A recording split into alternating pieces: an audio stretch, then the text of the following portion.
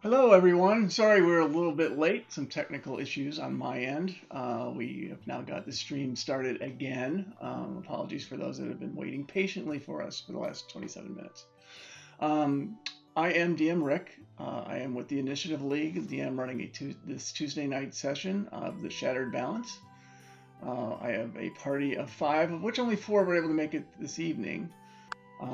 And let me start first by introducing the players, starting with Justin. Hi, my name's Justin. I'm playing Crimson, who is a Tabaxi rogue. Great, thank you. Luna, go ahead. Tell us about you and your character. Hi, I'm Luna. I'm playing a half orc fighter named Kigra Chandra. Thank you very much. Phil, tell us about your character. Hi, I'm Phil. I'm playing Torres, a hobgoblin warlock with dark secrets yet to be shown. Okay. Kristen isn't able to make it tonight. She plays Nori, who is a halfling rogue. But we do have Donnie here. So tell us a little about your character as well. Hello, I'm Donnie. I'm playing Sebastian Shawstone. He is a human cleric who doesn't mind getting carried away every once in a while. Great.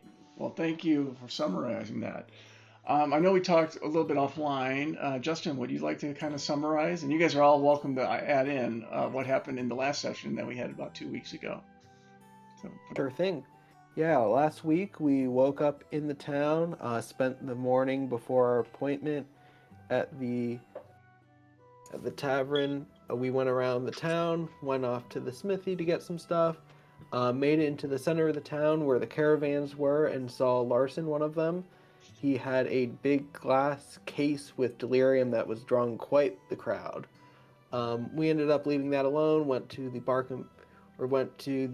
Skull and Sword Tap House where we met Mel in his booth. Got a little task for him to go drop off a bag of gold in a well in the town in the city for our first mission for the Queen's Men.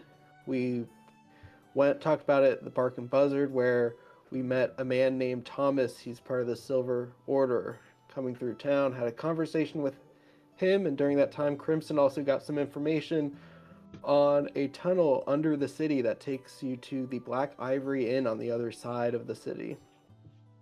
Following that, we all kind of went out and followed some people heading to the Hendricks farm where there was a meeting of a religious group talking about their journey into the town.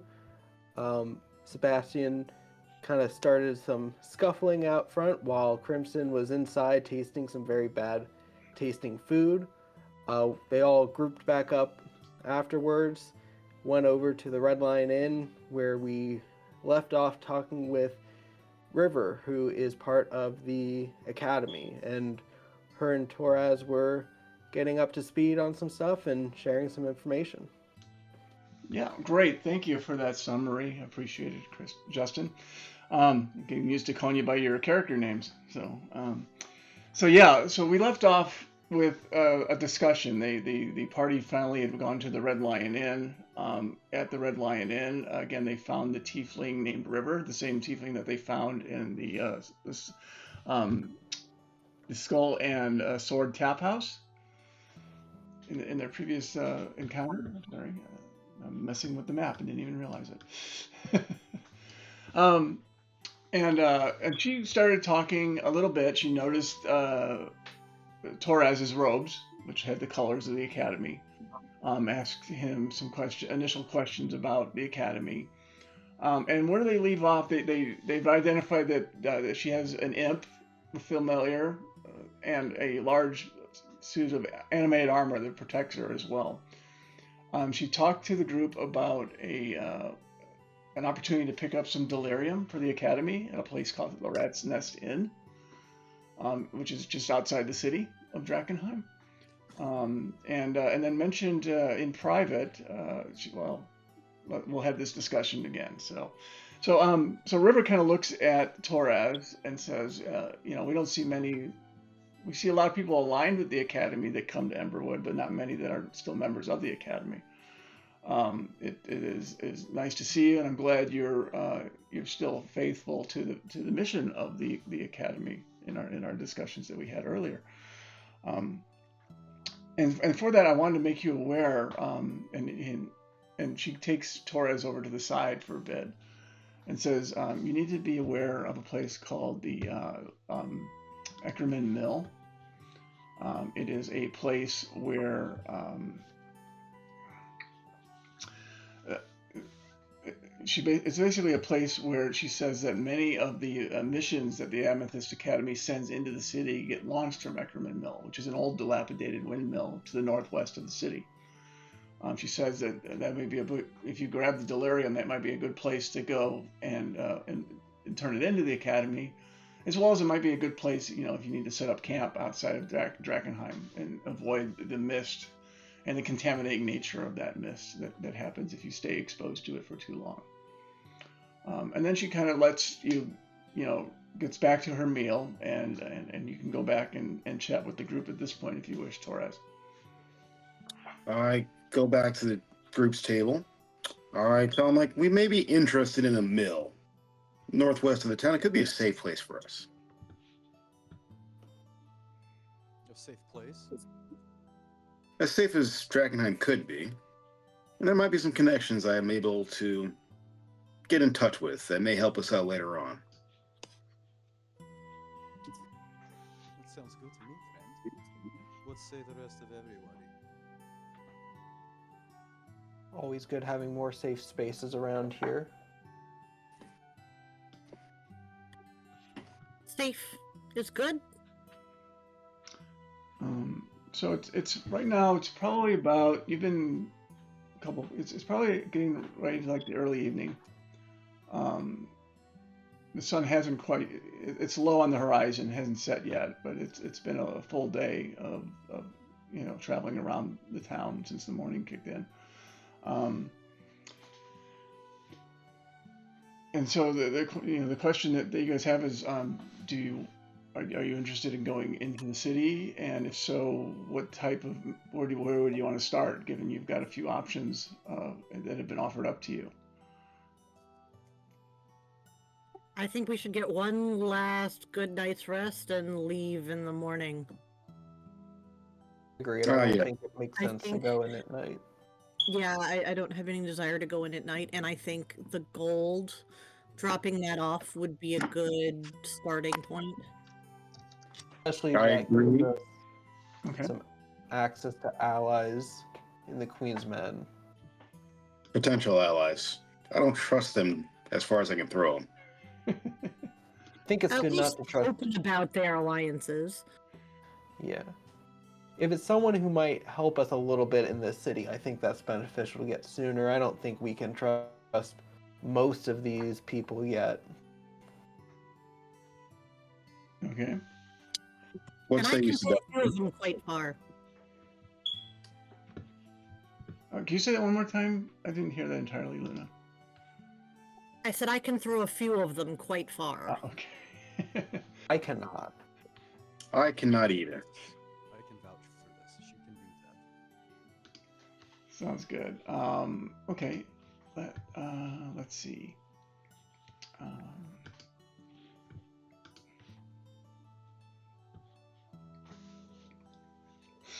Okay, so you guys go back to your little place, which I think was just by the Eventide Manor on the map over here. And you settle in for the night. You see Nori. She seems to been back, but she's seems a little tired. Looks like she's been out exploring on her own. But she appears to be settling down for bed as well. And she just kind of asks, hey, where'd you guys go today?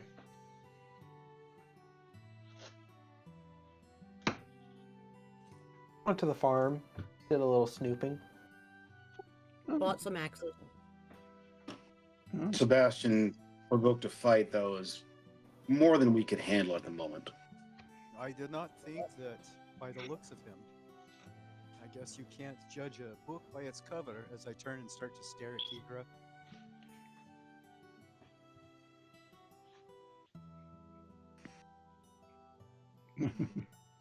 And so, I avoided all the Just fight how by busy trying is bad he? food in the farmhouse.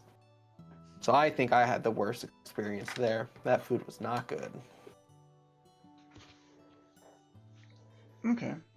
So she's like, well, okay, you guys, anybody get hurt or everything okay? Well, what's the plan for tomorrow?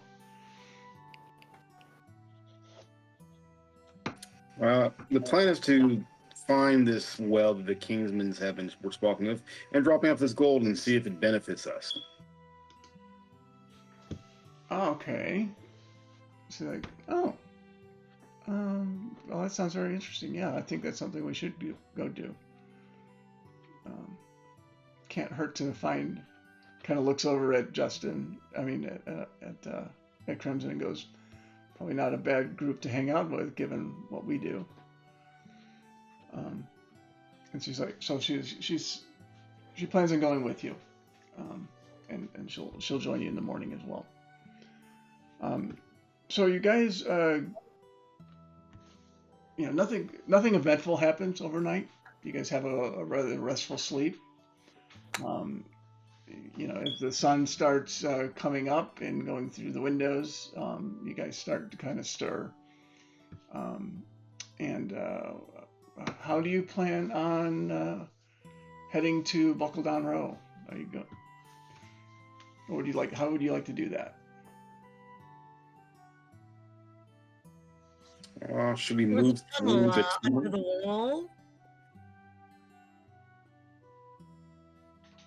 I heard two people talking on top of them. Sorry. What was it? So what was that going to be? How were you going to get there? Through the tunnels is one option. Okay. So you can get, Buckle Down Row is, and from what you know, it's really there's no. I mean, there's ways to get to it. You guys are still probably about 4 hours out of the city before you even get to Buckle Down Row. So I guess, are you guys going to walk in that direction? Or are you going to, I think you still have a horse, but there's only one horse that Nori I had. think walk. I think walking is probably the best option right now since we don't have. Yeah.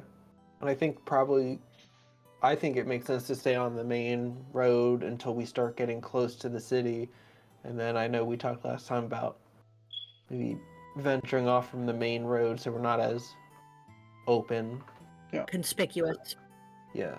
Away from potential ambushes. Definitely don't want to be ambushed. No. We want to do the ambushing if needed. Okay. So an hour goes by. Could everybody roll me a d20, please?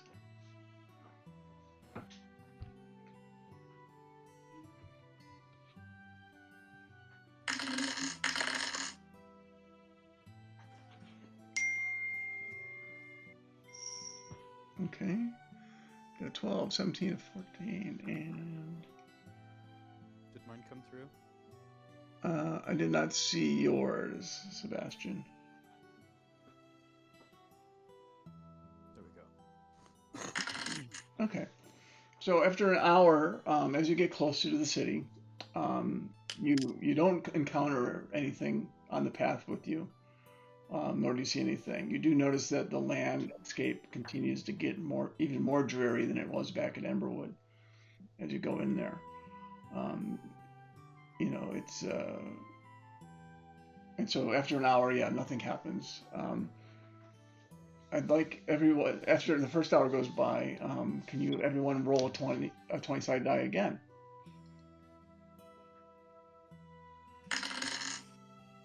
Badly.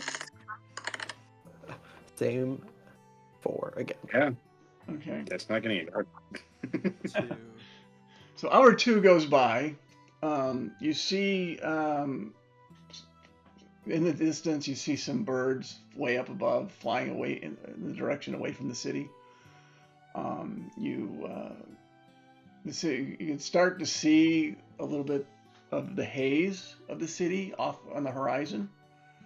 But you don't encounter. There doesn't seem to be anything of note or of concern that you encounter along the way, as far as creatures or animals or things like that. Very barren landscape. And you're about halfway to the outer edge of the city at this point. So we're going to do one more D20 roll to see if you can get all the. Do we pass the Shrine of the Old Gods on the way? Uh, Or is that down a different path? the Shrine of the Old Gods is in this direction, but yeah, you didn't pass it directly. No. Apparently I can't roll today. Might have just gotten worse. 4, 4, 3. Well, the good news is that yeah, nothing that is unplanned was going to interrupt your journey to the outskirts of Drakenheim, and so you get to Nothing on the plan, huh? so you get to the outskirts of Drakenheim, and now you actually can start to see structures at various states. You're heading on the way over to the Buckle Down Row, and yeah, it's not high society, put it that way. The buildings are run down. The streets are not really that clean. You start seeing various people that are kind of, as you're walking past some people in the area, they're kind of looking you guys over.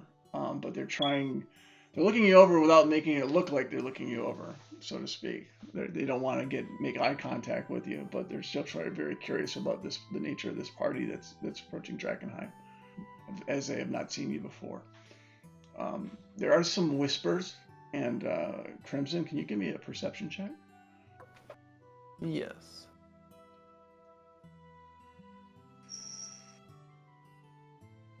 I can remember how to use this. There we go. 21. So you overhear somebody saying he's wearing amethyst robes to another person next to him while looking in the direction of basically of Torres. Hey Torres, I think people are noticing your robes. Do they? Which one was it? I'll point out, or I'll subtly indicate to Torres the pair or the few who are talking about him. Yeah, there's an older man, and next who is being talked to. You notice Torres. It's a younger boy is relaying the message, and that's who Crimson heard talking. So he's relaying the message to the older man, and he looks over, but then they keep on walking. That's what you notice after you get the tip from Crimson. I kind of look back and Child, do you find my robes offensive? And the boy kind of looks at you, and his eyes quickly flickering back to the old man, and then he's looking around, and he just dives into like an open sewer, and he's basically afraid of you, and he goes and hides in the sewers. I look back at Crimson like, these people are very odd in their ways. They're skittish. They're afraid. Definitely skittish. They have more than a right to be a little worried. I think being a little skittish and a little worried is probably something that serves them pretty well here. Yeah. So the older man kind of looks at you and just keeps walking, like, they're not bothering me. I'm not gonna bother them. But he did take the time to look over his shoulder when he mentioned amethyst robes. So I try to fix my robes as we walk and continue on the way. okay. You get into the middle of an area, and I'm going to change the map here. Let me cover it all first, and then put a new map up.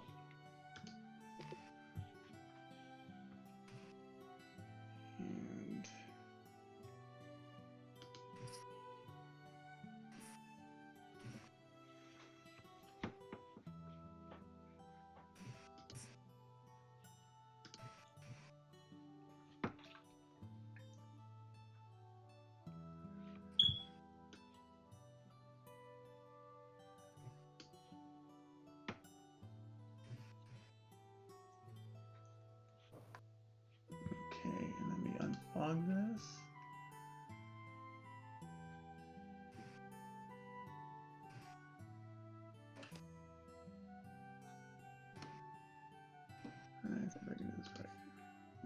That's not what I wanted to do. 1 second. Want to take note?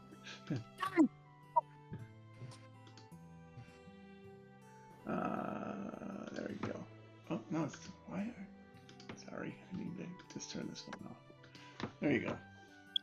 So you come into the what appears to be one of the routes into Buckle Down Row. You can see the fences, and again, apologies for the quality of the map. If you zoom in, it gets blurry, but you're all on what would be the northern. You're coming in through the entry, the northern side of Buckle Down Row. You see some dilapidated fences. You see a couple of buildings. There's a place. This building over here. There seem to be a lot more people coming in and out of that building. You see a lot of people walking along the streets here. There are some really crudely made bridges, like the one in front of you, that are connecting two buildings from the rooftops as well. And as you get closer, you start hearing some noise. You start hearing some laughter. You start hearing some cheering. You hear things down the main road off to the side as you come into town. There are a few other things here with you as well, and let me put them in here.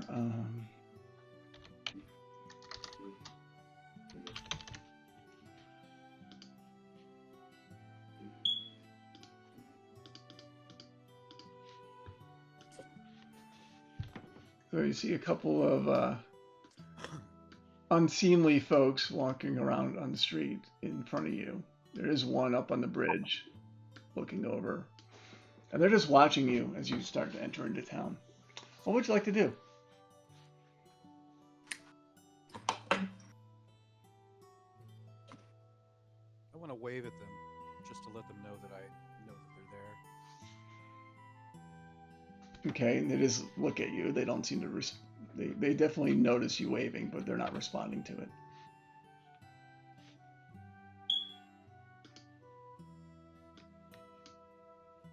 I just sneer and look up and let him know I'm looking. I look back at him as well. I just continue walking. Okay. I keep walking. I maybe loosen one of the straps on my axe so it's easier to remove if I need to, but Yeah, I'm gonna just be looking around. I'm trying to find places where people might jump out from, or places that we can kind of dart into if we need to get off the road. Okay.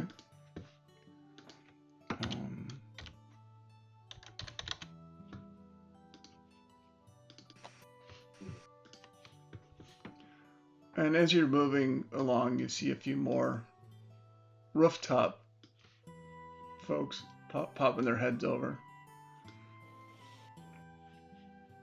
Is there access to the roofs, like ladders or anything that I can see? Give me a perception check. I want to put my hand up and stop the party, but I'm noticing more people. 13.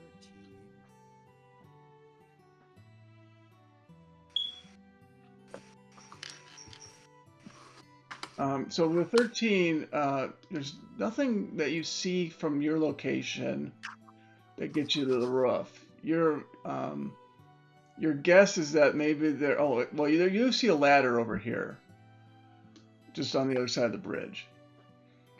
Okay. So there is that ladder over there, but there's nothing else that you see that looks like an obvious way onto the roof. So your guess is either there's more ladders on the other sides of the building, or there's accesses to the roof from within the building themselves.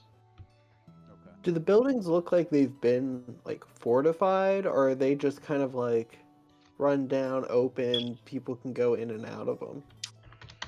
They look like they're more for in and out. They're not fortified.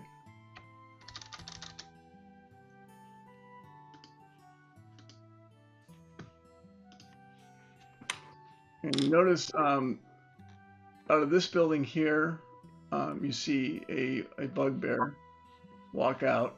He kind of gets close to you, just checking you out, but not doing anything. And likewise, you see another one that comes around the corner here, and he's down below at the end of the street. Oh, sorry, not that one. This one. My token went poof. Oh, did. So if you're adding tokens beyond us, I don't see them on the board. I'm refreshing. Well, I can't see me anymore either. Yeah, you ran off into the darkness. Oh, I see. A bunch of things got disabled. I'm turning them on again. Do you see your? Oh wow, yeah, there's a lot more people here. Yes, I accidentally brought. They bring them on invisible. I didn't enable them. So and then let me see where. Keegrow, where you went? You add you to the map. There you are. Everyone else on the map? I think I see. Yes. Everyone's there. Sorry. So yeah, these I forgot. I put them in, and then I forgot to unhide them. The default when you add a new monster is to hide them so you can place them on the map before you show them. So this is where everyone's at. You see, these are like regular scoundrels. You've got a large bugbear who's kind of looking, looking you guys over specifically. And there's another one at the far end of the street down below here, so who's also keeping an eye on you. I look at the closest bugbear. Do you like what you see? Can we I help swear you I'm not with moving something? me. I swear. I just walked on off. Ran off again. Wait, that wasn't you. Um, let me try to get you back back to the map. I look Sebastian over and say, Are you able to move your character now, Luna? No, I'd like her to stay there for a minute. Okay.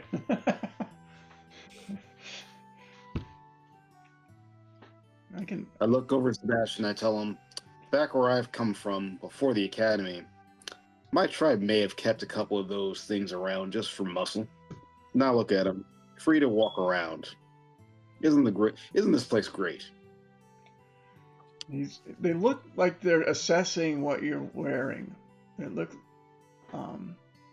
they do seem to be a little concerned about Sebastian.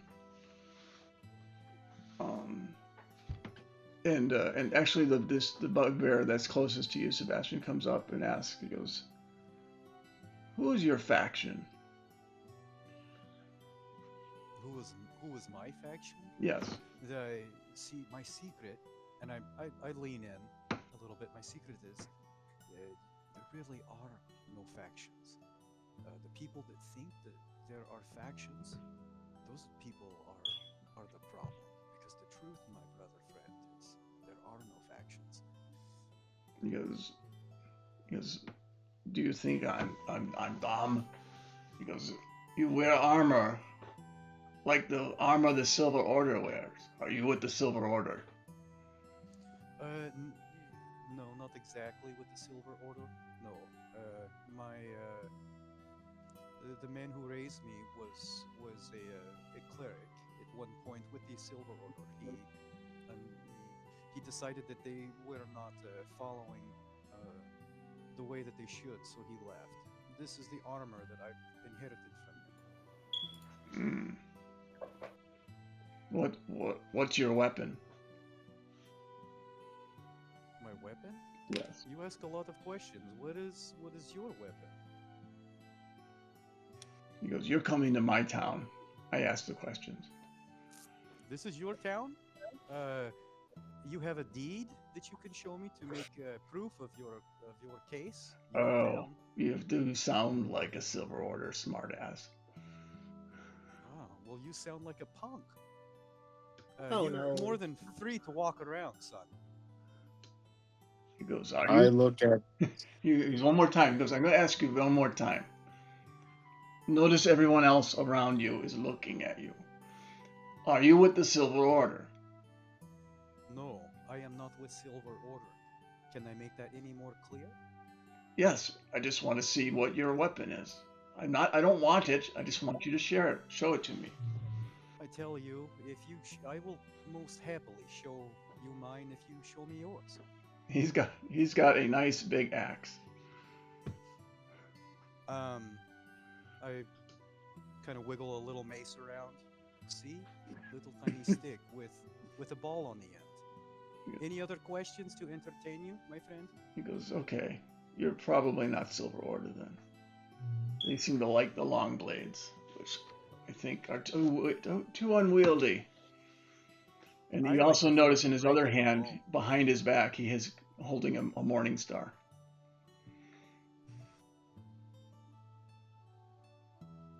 Very nice. So what can I do for you in Buckle Down Row? Why are you here? We don't normally see your kind.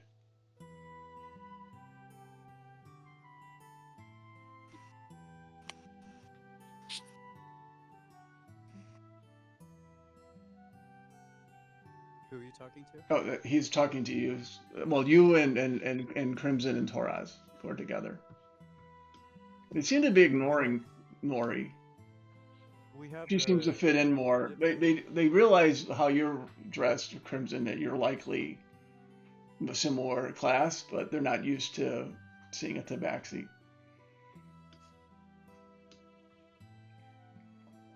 So yeah, in general, that Bugbear's talking to Toraz and Crimson and Sebastian. You have somebody kind of following you, Akigura, but at a distance. They are a little intimidated by your size. Which is fair. I just look at I look at Toraz and just give him the eyes. I give him confused eyes back. And I jump in. If you must know, we're on an errand to the area and here to drop some stuff off. And then head on our way. Dropping... It's interesting you come to Buckle Down to drop something off. Would it be, is it a tribute? It is something that may or may not be of any use to you. You know what? I would suggest you walk over in this direction. He points down the way. Because I think what you're looking for might be found down there. Does it look like a dead end? You go down that way and you see kind of a dilapidated wall. There's a gap on it and a piece of thing around the corner, but there's definitely something. It seems to be something around the corner that is just outside of your area of view. We might take a look to see if the may or may not be something we want. He goes, okay. Just, this is not your town. Remember that.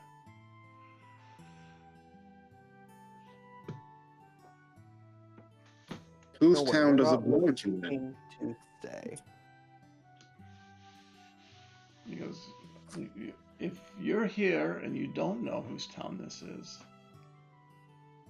then I'm a little concerned about your health here. And he kind of snickers, like he's really not concerned. Well, there's no worry about our health. I may know somebody of a higher power that may be looking out for me, and possibly my friends. Oh, and then this guy in the armor might have a god he may or may not believe in, but he might help out too. Always try to be helpful. I'm here too! And I turn around and wave. Okay. So who do you guys want to go that direction, or where do you want to walk? I'm gonna start heading that direction. Kind of want to head that direction too, just because he may or may not be telling the truth. Okay. I follow.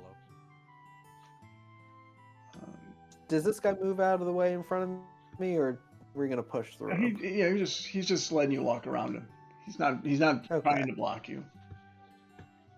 Kigra, are you aware that they're going in that direction or not? It's up to you. I am, but I'd like to keep an eye out on this end of the street so I can see if anybody approaches Okay. from. As you get around the corner here, you see what looks like a well in the ground. Oh. I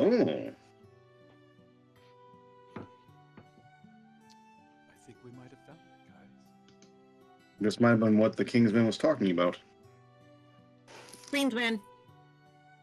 Queensman, Kingsman, it's a royal. All they do is sit on a throne. They don't do anything for real. They make babies, and that is an important distinction when making those. Okay. I guess. Who's got the bag of gold? That's a good question. Who did I we want to get? say Keegra has a bag of gold. Do I really? Oh no. I thought it was Keegra. Was it? I think we did give it to her. Maybe because you felt safer. Yeah, now it's just kind of wandering off. I have a pouch. Is that? Oh, that might be it. All right. Yeah. Yeah, I'm not sure if you actually put it in your inventory per se, but or maybe you did. Let me look over your characters really quick, see if anybody has a piece of equipment that is a. Let's see it there. I don't see it. Keegra has a pouch, but there's nothing in it. So maybe in your shared treasure, check that too. 75 gold pieces, isn't it? There was I think it was 100 gold pieces. I think it's in that part of that 148 that's in there. No, the 148 was what I put in from the sale of Oh, you're right. It was something. 75 gold pieces that had to go in the well. Yeah. Oh, 25, yeah. There it is. yeah. One of you guys can. Well, we'll just remove it from shared treasure, assuming you're going to drop it in the well. Yep. Yeah, I'm a fan of dropping it and getting out of here, maybe. Or maybe we stick around if they seem friendlier that we've dropped it off. See, I like the idea of dropping it here and going into the place where all the laughter's coming from, because that sounds awesome. Okay. So I'll take that out of the shared treasure then. You guys drop it in.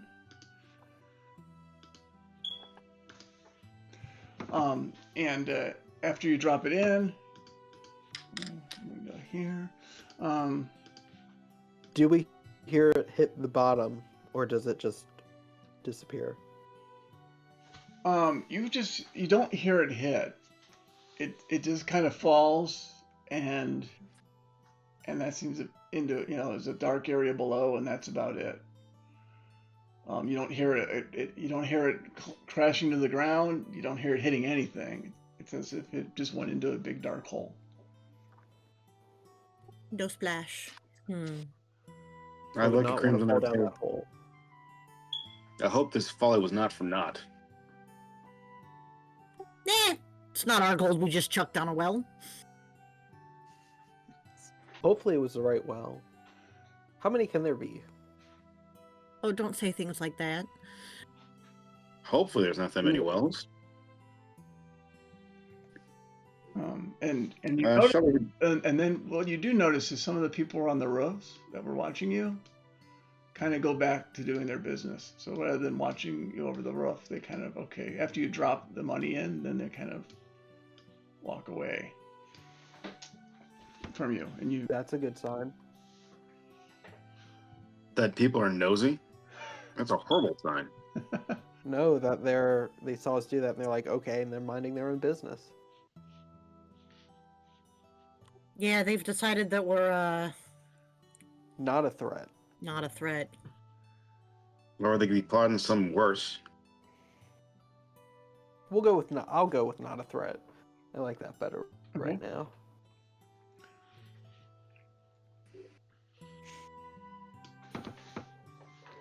Okay, so they seem to be ignoring you guys for now. And they're like, kind of like, you said a few of them are kind of like just nodding. They look at each other, nod, and then they kind of go back to things. Matter of fact, the bugbear you can see Sebastian has kind of just gone back into his little corner here. And the person that you saw, Kigra, well, you can't, nobody can see him now. Nori could, but he disappears around the corner here as well. And so yeah, so you still hear, you see there's a door in the back next to the well, over in this location, and as well as one on the other side here.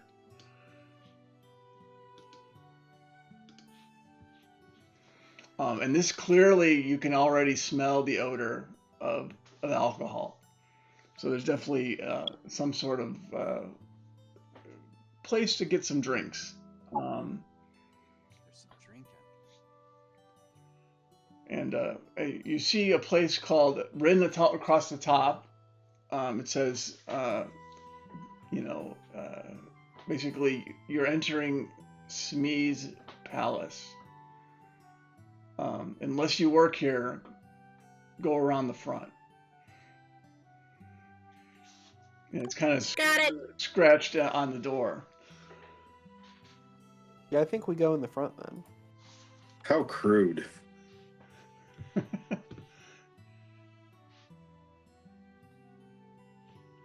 Okay. And so, yeah, the front door to the palace is just underneath the bridge that's going across. There's also there's a door there. There's a more elaborate entry over here to the south side. I'm going to that entrance. Okay. Gotta make an entrance, Torres. Well, I'm not the help. That's why I'm going in the little side door. Okay. And as you go in the door, this place is very, you hear music playing. You hear a lot of laughter. You hear a couple of bottles breaking on occasion, some unintentional and some seem maybe more purposeful. You see a bunch of, there's a group of bards playing in the corners. They seem to be with tip jars out, hoping to get something from the clientele. There's a bunch of tables that are laid out. They have elegant gold accented wood carved features on them, and there's a very large chandelier just inside the main entrance door that's just covered with maybe 100 candles. And then each table that's in this place also has its own little table, so it's kind of dim and lit. Kind of looks like a nightclub of some sort. As you walk in, there's a tall elven woman that comes by, looking you over. And you see she's got a little tag on her that says Tilda. And she's like, oh, I haven't seen you around here. What do you want to drink? And he says that to both Torres and Crimson. On your side, Kigra, a lot of people that were talking and laughing, they kind of go quiet when they see a large half orc walk in. They kind of do the assessment of you up and down, and then they're kind of like, they don't see you as threatening. They're just more curious because you seem to be the only half orc in the premises as far as you can see. Okay. I'm not unused to that. And then as you get inside, in the area that's over here on this map, I guess it's in this area here. It's kind of a stage there, and there's some people playing some instruments up there, and there is you see a couple of. See this one clearly, another blonde-haired elf,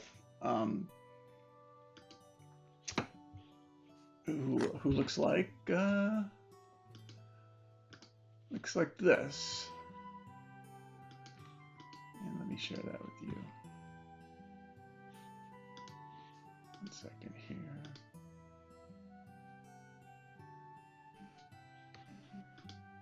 I guess I can't do it this way. Never mind. Let me get. Oh, I know how I can do it.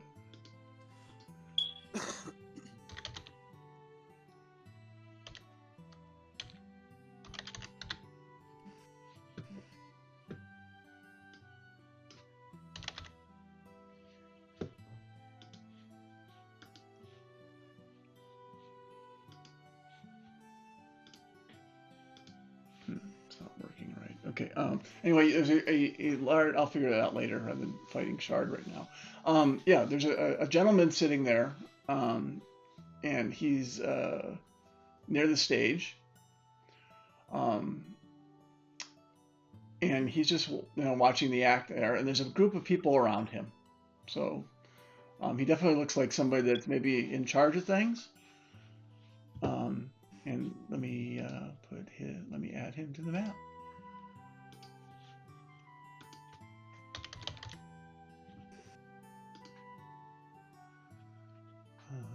And one more.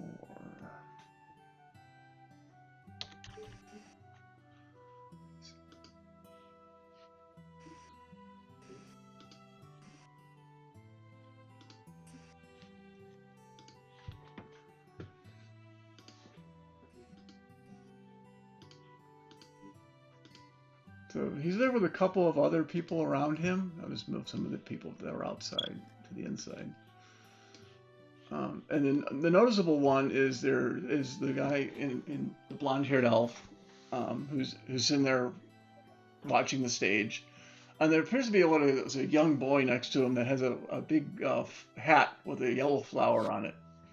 He's just kind of sitting there quietly drinking water, while the other guys appear to be drinking ale.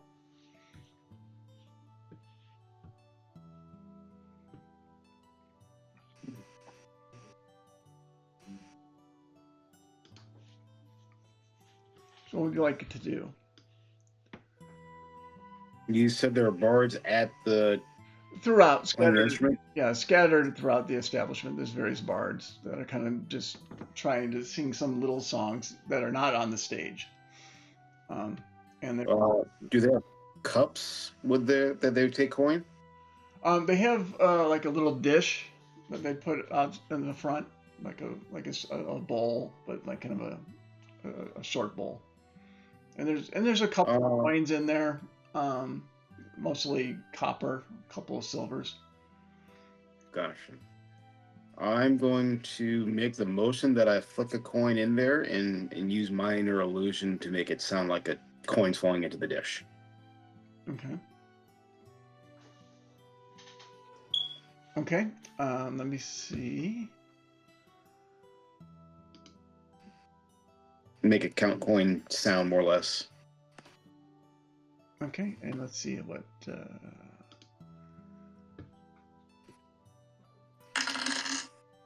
Okay. They just hear the clinking sound. They see something that looks like money, and they kind of look up and they kind of smile at you as they go back and play with a little bit more emotion than they were playing before. I give him a wry smile and I kind of look over and I whisper into Sebastian, "You see, just the sound of money makes these guys even the happier, even if they don't even know that nothing's there." You said that out loud. Occupied with something other than us. I whisper to Sebastian. Okay.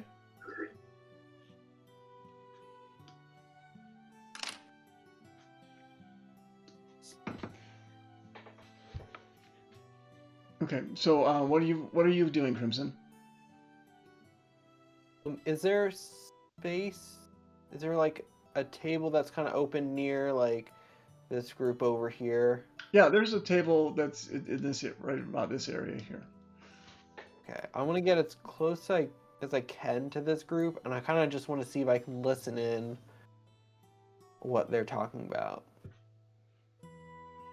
Okay.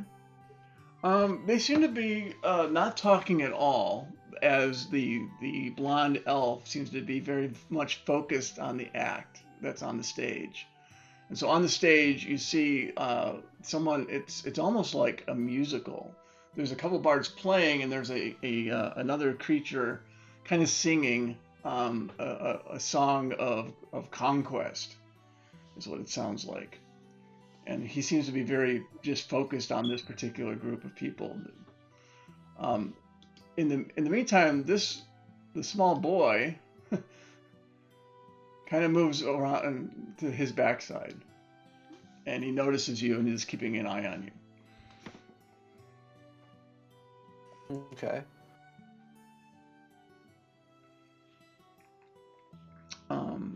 And Motion to Torres and Sebastian to come join over here. I head on over. I walk over as well. okay. But I am keeping an eye on this kid. Kegro, what are you doing? I think I'm going to follow them a little bit. But not too close. Okay. And are you moving over in that area as well, Sebastian? Yeah. Okay. Okay, you're just talking there. The boy's keeping an eye on you. The guy on the table next to you, immediately to your right, Crimson, seems to be more focused on what's at the bottom of his glass of ale right now. The other guy appears to be on the far side, near the exit door. He's just watching. He's keeping an eye on what appears to be his boss, and he's keeping an eye on the stage. If he's noticed you, it's not apparent to anybody. The only one that you know for sure is keeping an eye on you is that young boy with the hat. Can I make a perception check, just sort of to look around and see if there's anything out of place? Yeah, sure. Go ahead.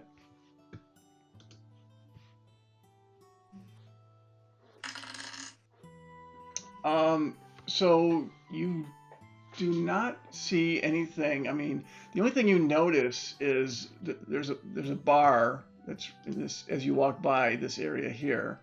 There's a bar, and you hear a lot of noise. It seems to be coming from the floor behind the bar.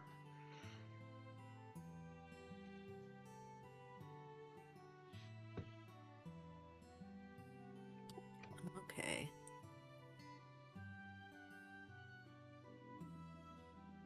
Is there anybody chilling behind the bar? There's just a bartender there right now. You know, continually washing the glass like they all do.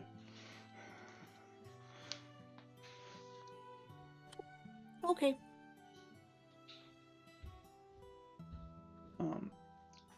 So the act continues going on. The song concludes. And the man stands up and the elf stands up and just starts cheering. Way to go! I love this. Such passion, such beautiful music. He goes, we need more of this here in this town. I'm gonna try to chat with the bartender over here quietly, unnoticed. As unnoticed as a large half-orc wielding a pair of axes can be. Mm-hmm. Okay.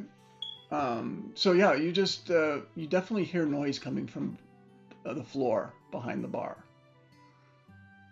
And from where you're at, give me a perception check, but at disadvantage, because you're taller than most here. So I want to see if there's anything you notice over the bar without leaning over the bar. Okay, and then click the disadvantage on that.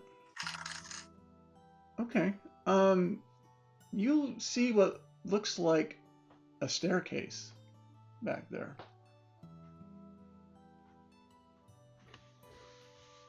Going down. Okay. Okay. So back to the table. So the man is cheering, and as he's cheering and he's looking around, he suddenly notices the three of you down there. And he's just keeping an eye on you, and he's like, he looks at you both, and he asks, he goes, you choose an interesting place to sit. What's interesting about this spot? Isn't it as good as any others for a nice view of the stage? You're sitting a lot closer to me and my men than most people are brave enough to do so.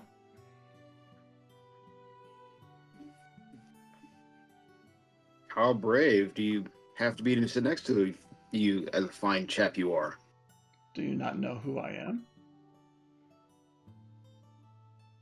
Can't say that I recognize you. Oh, my heart is wounded. Because you seriously do not know. I am Christian Lament. I'm the leader of the Wounded Heart Gang. Have you not heard that name?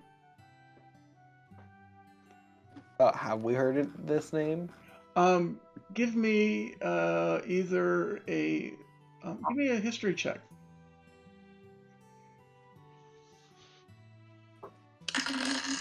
13. You have heard of the name Christian Lament.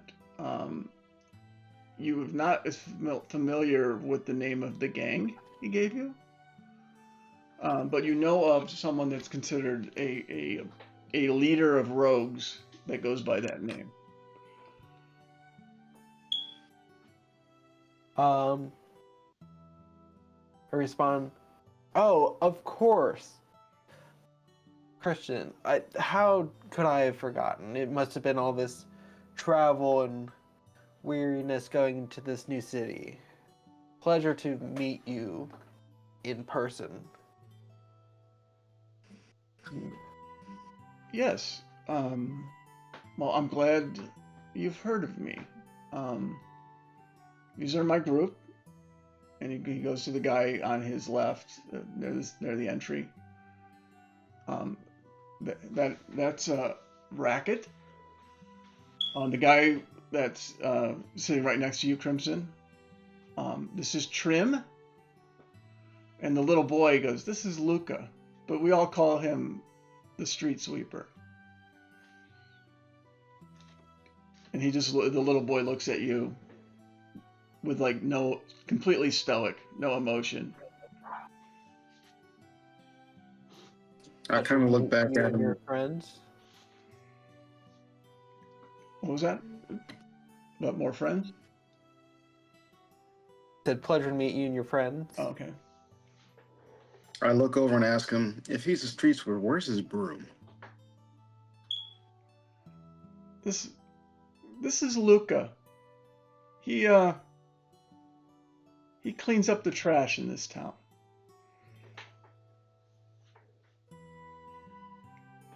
What is your definition of trash, to be exact, if you don't mind me asking? He goes, those who seek ill will for me and my men. You have enemies? If you're good, you'll have enemies. If you're not a threat, then nobody cares about you.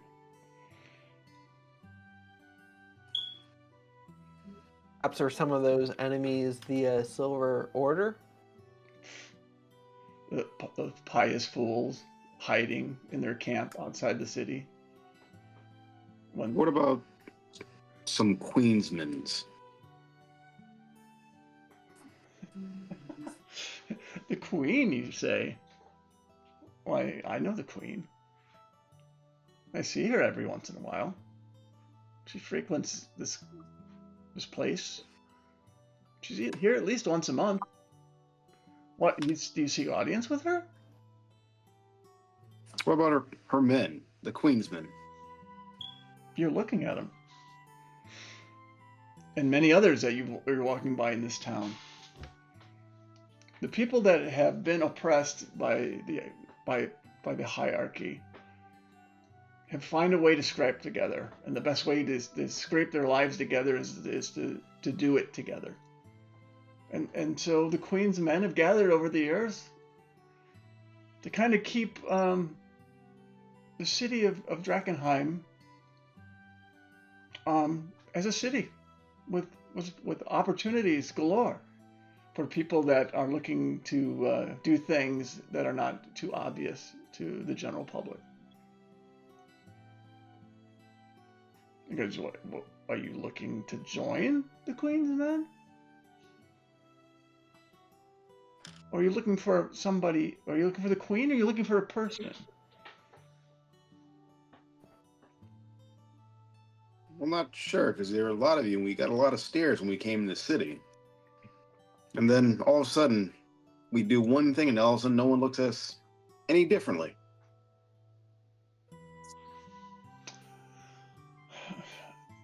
Well, we don't see much of your type here.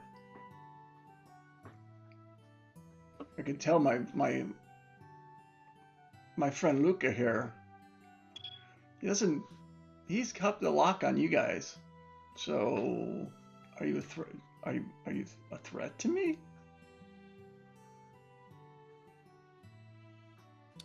Never think of us as a threat. We could be a potential friend.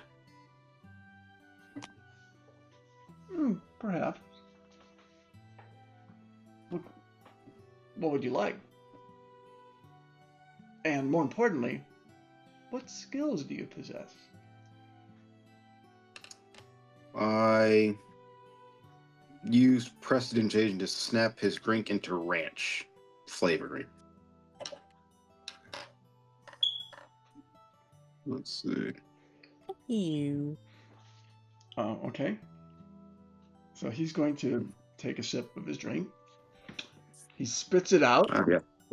Immediately spits it out. He looks at you and he yells, "Someone have this one killed, please." And so his men kind of stand up really quick. And the little You had enough of this beer.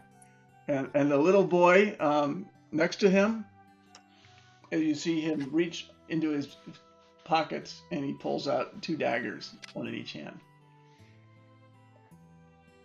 I snap my finger again and change it back to his drink to where it was before. Take another sip.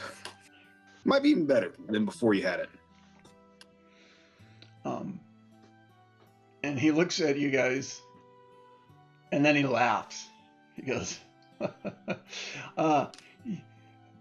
"Interesting skills you have there." He goes, "What about your friends?"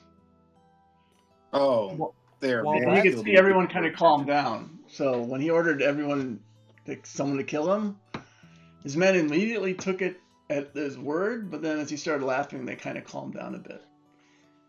While that's happening, can I do a sleight of hand to try and take something like from the pocket of Trim, who's right next to me? What are you looking to take? I just want to take something so I can throw it down and be like, just to show that I can snatch things sneakily. I just want to take something from him and basically wave it in Trim's face and be like, your people should be a little more careful. Okay. And Well, alert. give me a sleight of hand check. And 24. Okay. That's and I'm going to 1 second here.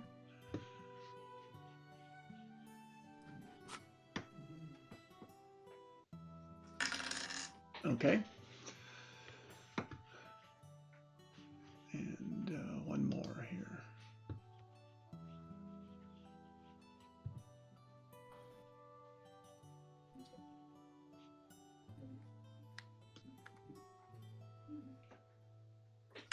Okay. As far as you know, nobody saw you do that.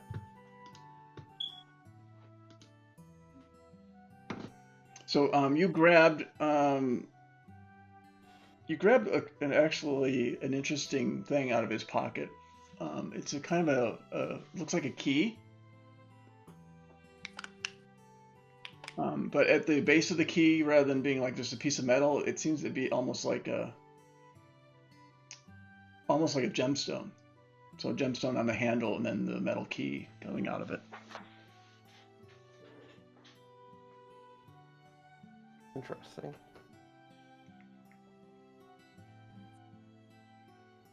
Keegra, what are you up to? I would like to have a chat with the guy behind the bar, just in general, see what he knows about everybody around us, see if I can learn something different about the area than what they're learning over there without, Yeah, you know. he's like, yeah, he goes, my name's Paddleton. I've been the bartender here for a long time. A little bit about, is this your first time to Buckleton Row? It is, and something tells me that you are standing very close to the VIP area, and I wonder, what must a girl do to be invited back there? Oh, down below? Yes.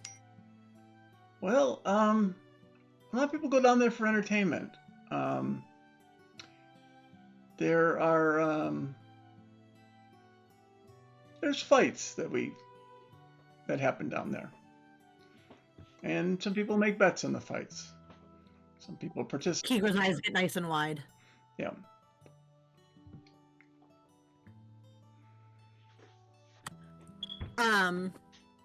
Would I be able to make bets on the fights, or maybe even participate? Well, I mean, you're welcome to go down there. Let you know that either bet or you fight. If you're not doing either, you're not welcome down there. Okay.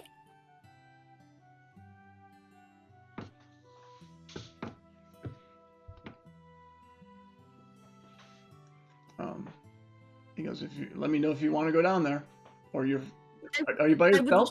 I would like to go down. I'll be by myself right now. Okay. So he looks at you guys, and he looks at you and says, "Okay, so are you by yourself here?" No, but my friends seem to be back and forth between trying to get themselves killed, so, So those are your friends over there by Christian? Yes. He goes, okay. Well, an interesting group of people, but I'd be careful about that group. Their leader is a little, his ego is a little fragile. He doesn't respond well to being insulted. But boy, does he love praise. I'll keep that in mind. Thank you for the tip. And beware the boy. I believe that. He looks innocent. He's lethal than all of them combined. I pull a silver out and drop it in on the table. Okay. Well, thank you. I appreciate that. You take care of yourself here. I'm not gonna pull punches here. They are looking for fighters. It can be dangerous, but they're always looking for new blood, especially people that want to get an advantage in on a bet. And he kind of winks at you.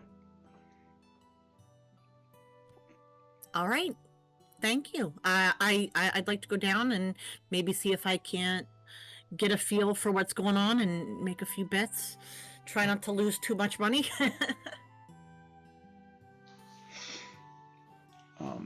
Okay. And 1 second here.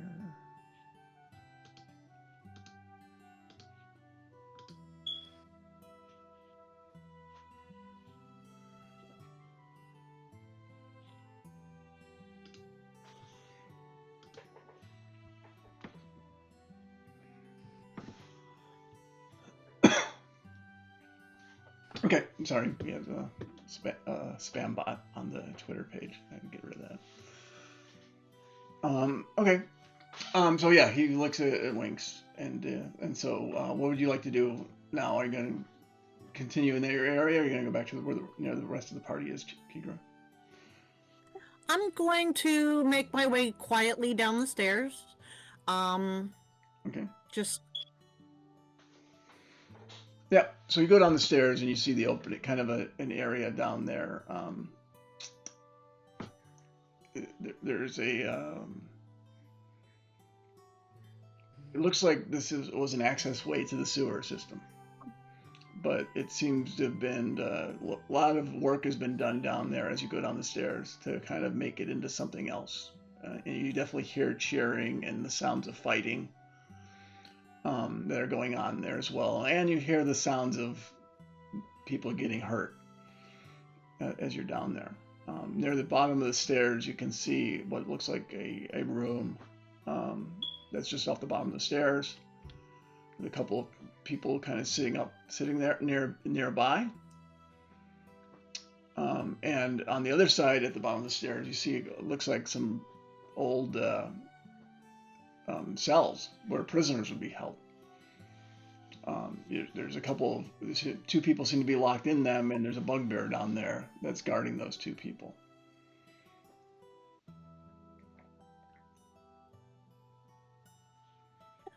I'd like to go to the person that looks most like they know what's going on, and ask him where I sign up to fight. Ah, you're a fighter, eh? He looks at you. There's another bugbear basically comes out. He goes, oh, he goes, don't see many of your type around here. You sure this is where you want to be? Is it because I'm a pretty lady? Because I usually can hold my own. I do not doubt that. Are you here to fight or here to gamble? Yes. He laughs. He smiles. He laughs. Okay. Well, if you're interested, they got a fight going on right now, but we could get you set up right. Set up for the next fight. Sounds good. We do all sorts of fights there. We do one-on-one fights. We do team fights. We do tag teams, so one fighter at a time. If you got other friends with you, it's always more entertaining the more that are fighting. Gotcha. So if you come back here, give us about that. This fight needs about 10 minutes to wrap up, another 5 minutes to clean up the blood. The damage. And then come on down, and we'll get you set up for the next fight. All right. Can I put a preemptive bet of 10 gold on me? He gladly takes your money, and he gives you a little ticket.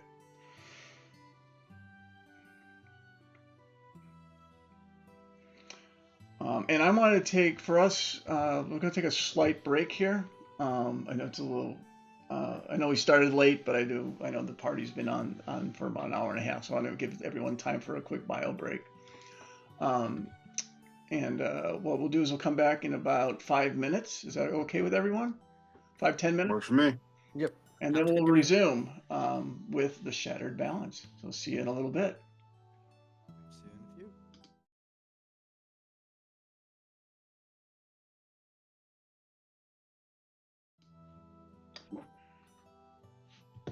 Hello, everyone. Oh, Sebastian, your camera disappeared. There it is. There we go. Back again. Thanks for coming back from the break. Again, we're at the second half of episode 4 of this Shattered Balance. When we left, the party was in a rather seedy town, in a rather seedy bar. Part of the party had encountered what appears to be a gang leader by the name of Christian. And Kigra had learned about a fighting club or fighting pits that are down below behind the bar, and met a nice bartender who she gave a bet on herself for a future fight, which she's kind of on deck. In about 10 minutes she'll be up and running, or down, depending on how her rolls go. So let's continue where we're at. When we left off, the party was around most of the party was around a stage. There was a performance there, and they got to meet a man by the name of Christian and his gang of members from a gang called the Wounded Hearts, that are familiar with the Queen's Men, because he is a member of the Queen's Men. And he seemed to he has a short temper. He doesn't when Torres tweaked the drink he was making, he immediately threatened to have him killed, but then he kind of laughed it off, and everyone kind of relaxed. So it reminds kind of like the Queen in Alice in Wonderland, just a quick off with the head type of approach he seems to have. And so yeah, this is where we left things. So Kigra is on deck for fighting in a few minutes. She came back up. What would the party like to do, especially the party that's near Christian and his men? I'd like to come back up the stairs and see if I can get the attention of Sebastian, Crimson, or Torres. Okay. Without making too much of a fuss. Can any of you guys give me a perception check? Will do. Actually, I'll give you a 7 check. See how many people notice you, Kigra. Crimson notices you, because he's always noticing everybody. As does Sebastian. Torres, I think he notices the others turning around. So eventually, yeah, they all see you coming up the stairs, or coming up from behind the bar, as you walk over. Let me see how our friend and Christian looks over and says, "You all seem to react to this one. Is she with your party?" Yes, she seems to carry us away in some situations. As I kind of look at Sebastian jokingly. I just look down.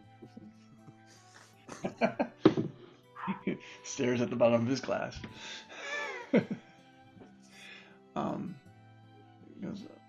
And then he's like, well, have her come on over.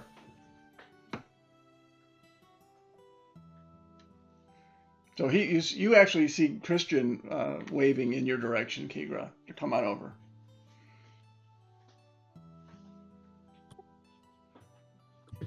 I make my way over. I look at the young boy, I look at the elf, and I give a little curtsy to the elf and extend my greetings to the fine gentleman.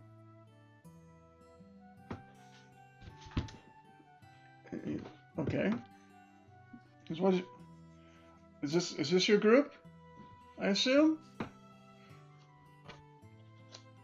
These are friends of mine, and my dear friends, I might have found us an interesting opportunity.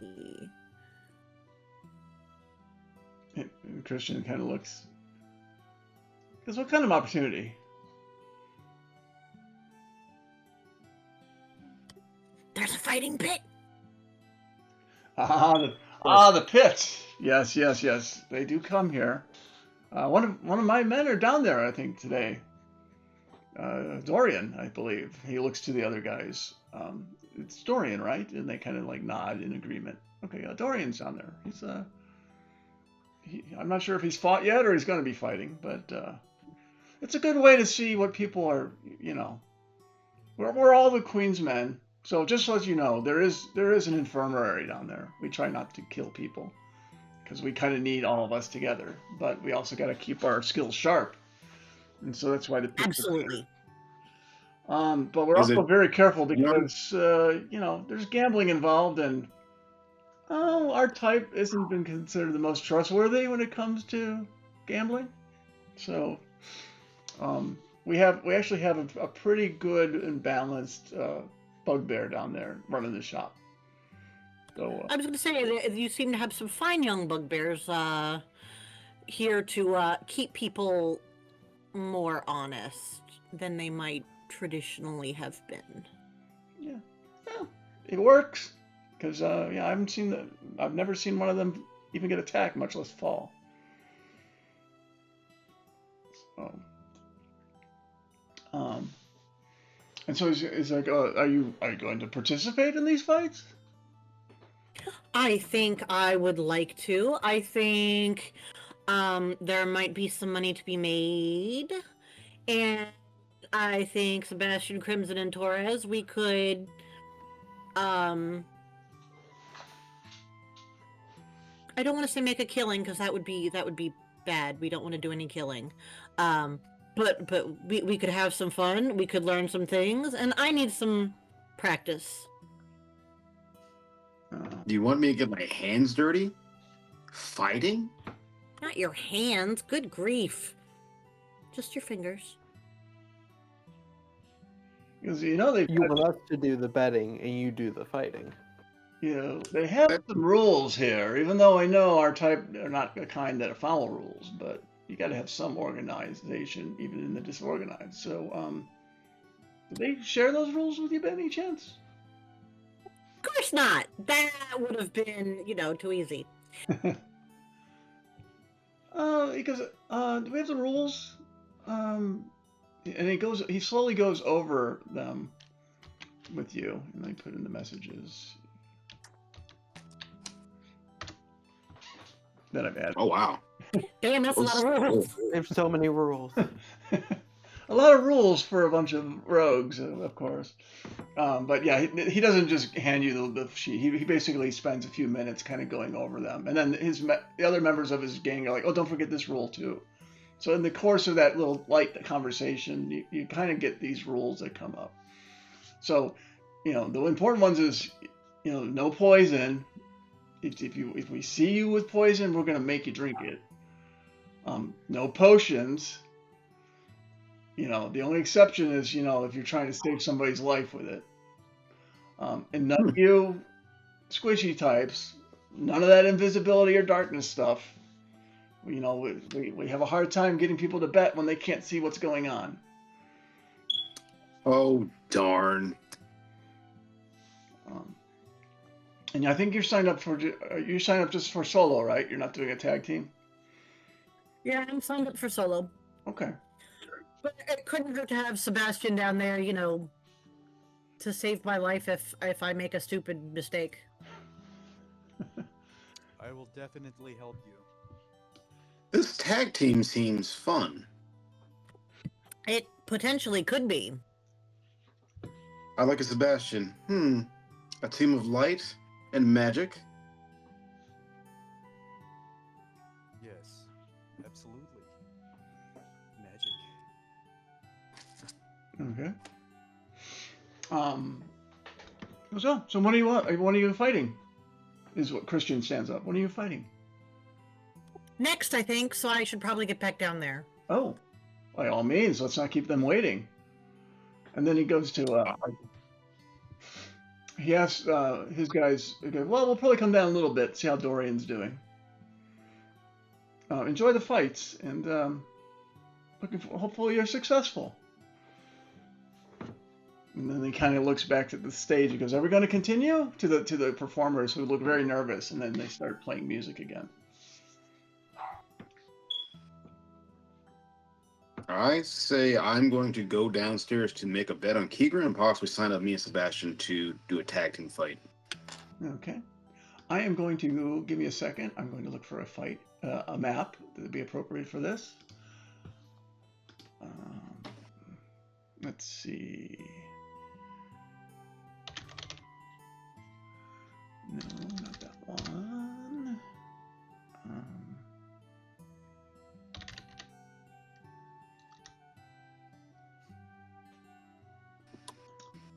Give me 1 second. Let me find an arena.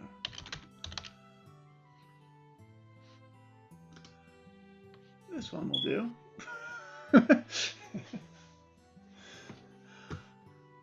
Let me guide you guys into this map really quick here.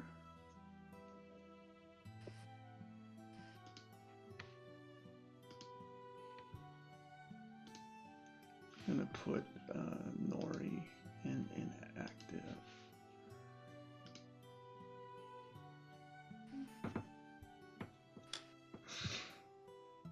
And so it's a pretty big pit, fighting area here. They don't necessarily use the whole area. And so as you get in there, Tigra, they're using just the center section here for the fight. So there's a lot of people that are on the other side of the pit ringed around. I won't put them in there, but yeah, think of there's people in various locations around here. I can add, let me add some tokens.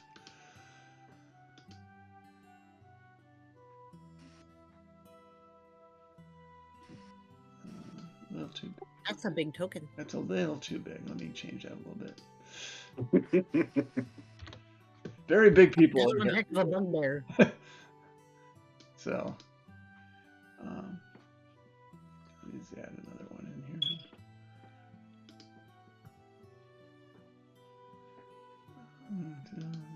No, it's going to keep doing it by default. Okay, you're going to have to just create one.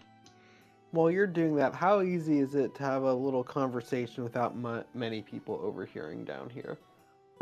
There's a lot of noise, so you're going to have a hard time having a conversation unless the person's like literally next to you.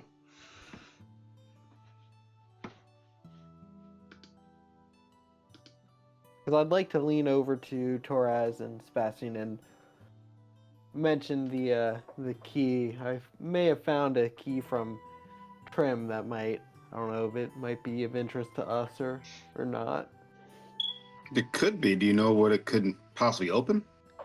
Looks important because it's not just a regular key. It's got this gemstone on the bottom.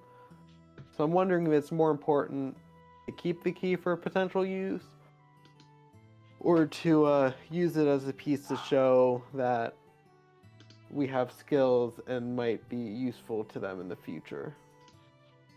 Well, as long as you don't alarm him that you have it. He didn't seem so happy that his beer may have tasted like ranch for a couple seconds.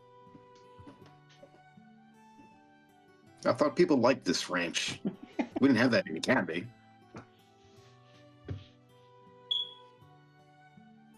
Yeah. Not generally when you have a mouthful of ale.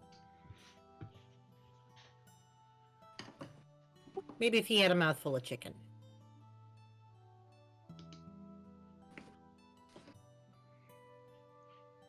Okay. So as you walk out, they guide you across this little bridge, Kigra. There's a pit. It's probably about 10 feet to 15 feet deep. In the middle, you see a large column, and that stands up about 20, 30 feet tall. And yeah, you went pretty far deep into the sewers for this. And it looks like they expect you to fight either face to face or go running around that thing to avoid each other.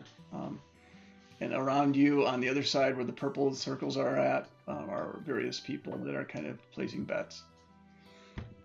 And so they come up there and he goes, "Well, folks, we have a new participant tonight, and our new participant is," and it kind of looks, "What's your name?" Kigra. Kigra, and Kigra is going to be fighting against Smiley Pete, and they all kind of like laugh, and you guys see this little dwarf thug, and then when he goes to smile, you see he has no teeth in his mouth. You just see a smile without teeth. Could be too easy. And he looks at Kigra, he's about half her size.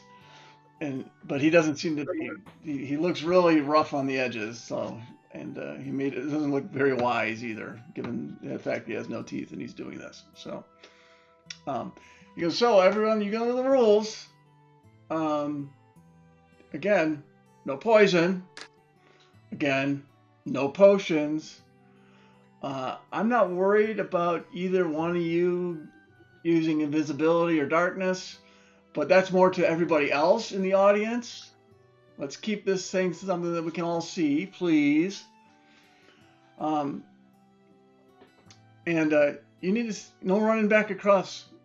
And what you see happens as soon as you guys go across, people on the other side pull those little bridges away. So now you're kind of trapped on that little island. I mean, you can jump across, but it's no easy way to walk across, Kibra. He goes, okay, let's begin. So, initiative, please. Just There's no Smiley Pete on the board. Oh, you don't see? Ah, there he is. Sorry. There he is. It's He puts his invisible. way across. There he is. And there he is, Smiling Pete. And he goes, okay, let's go. And so, yeah, roll for initiative, please. And oh, you already did already. Okay. And this will just be between Kigra and Smiley Pete. So Smiley Pete actually, he was, well, everything's going on and everything's new to you, Kigra. He immediately like bum rushes you. And so he goes first. He runs up to you, and he's taking his mace out, and he swings his mace at you. For a 15, which I don't. Does that hit you? Let me look. Nope. It does not hit. Okay, so you deflect his attack, and then he swings a second time at you. As he spins around and he goes again, and also similar action. You see him coming around as he spins, and you block that one as well. It's now your turn. I'm gonna punch him in the face Okay. because I don't think I remember to draw my axe, but it doesn't matter. I'm going to zoom in a little bit more. If you guys want to move closer to the stage, you can. This is the rest of the party. Okay. That is a hit. So roll for damage. Okay. And I'm gonna hit him again. Okay. That is also a hit.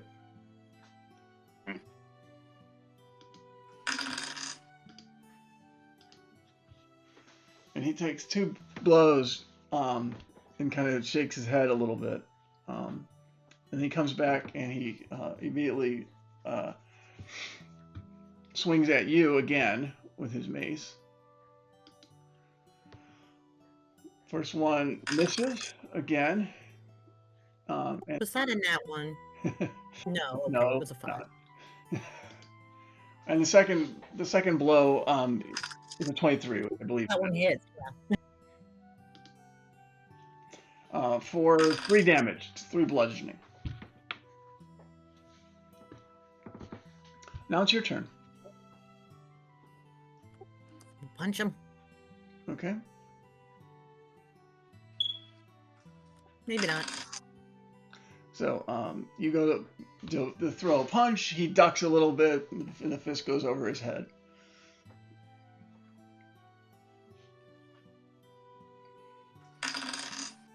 Second one, no, your other hand comes in and connects with the jaw. So go ahead, roll for damage on that.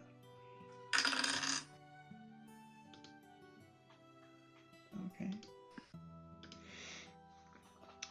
He's starting to sweat a bit, and you can see a little bit of blood trickling from his mouth where you just punched him in the jaw.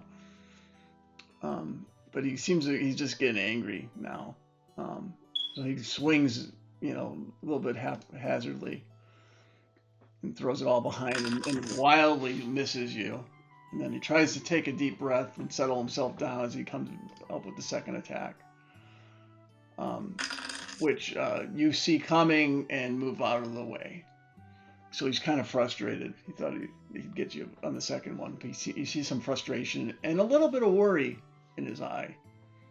It's your turn now, Kigra. I'm gonna hit him again. That is a hit. Okay. And now you definitely see blood coming out of his eye, around the eye socket where you made contact. Yeah, and you get a second roll, right? Yeah. which also lands.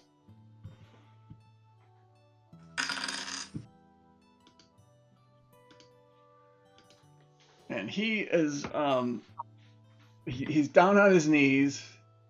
He's kind of awake, but he's like shaking his head because it's kind of he feels kind of out of it. And so he tries to get up, and he kind of falls backwards. And he's still breathing. He's just doesn't. He's like puts his hand up, like enough. And they come over to you, Kigra, and the newcomer wins, Kigra, and they announce, and everyone cheers, and you see all the money flying around as that occurs. And they're like, "Wow!" I was like, "You didn't even take a hit." I took one. I did. I took like 3 whole damage. And like, well, and then you hear people going like, "Yeah, but come on, it's Smiley Pete.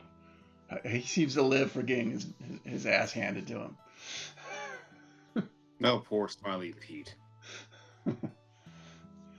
And so they grab. You see somebody from the infirmary come out. They take Smiley Pete off and out, and he leaves the arena.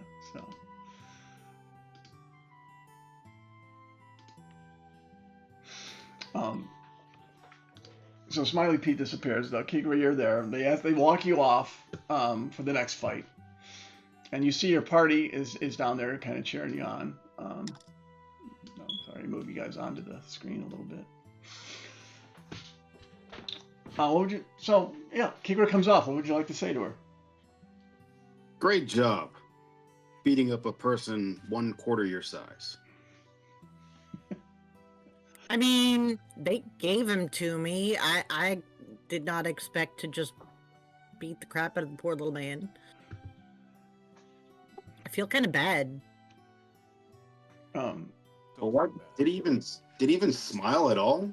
What is the name Smiley Pete? You don't smile. No. It's a good thing he didn't have any teeth for me to knock out.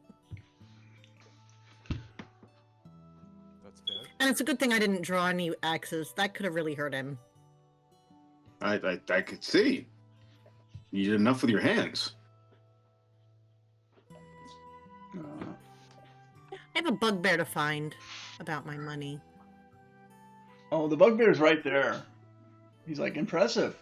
And he hands you your money.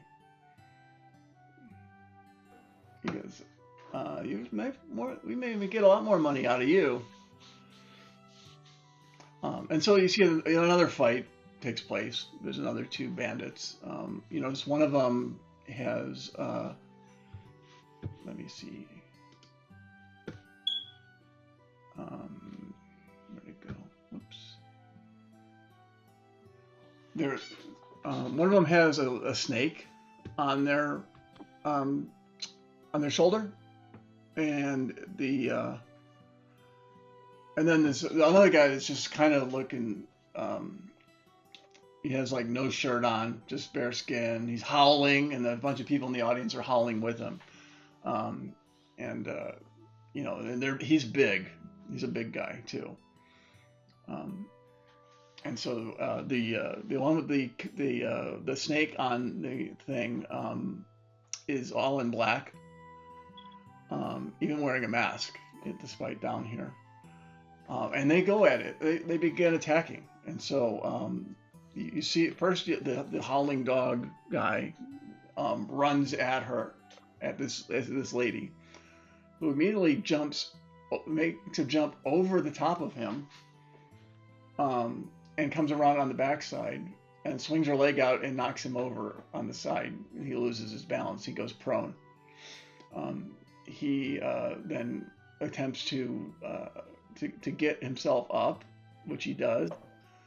And as he gets up, the female rogue in black, comes down and hits him over the top of the head with what looks like a rapier,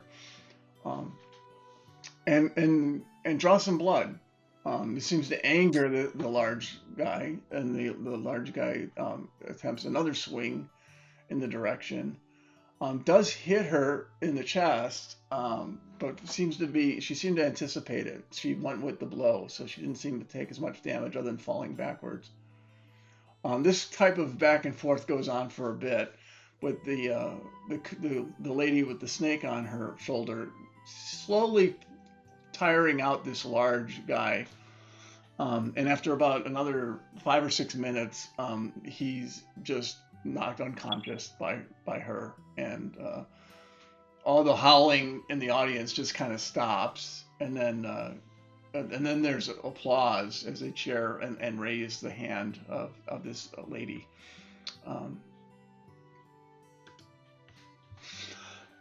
Alligator, as I say, see, that's the one I want to fight. That is what you want to fight? That one actually looks like it knows what it's doing. It's loud. The unconscious one, the little lithe girl. I guess. As I gave her this unimpressed look. So yeah, money's changed, and you notice that Christian and his group start to join down now too. Let me add them into this.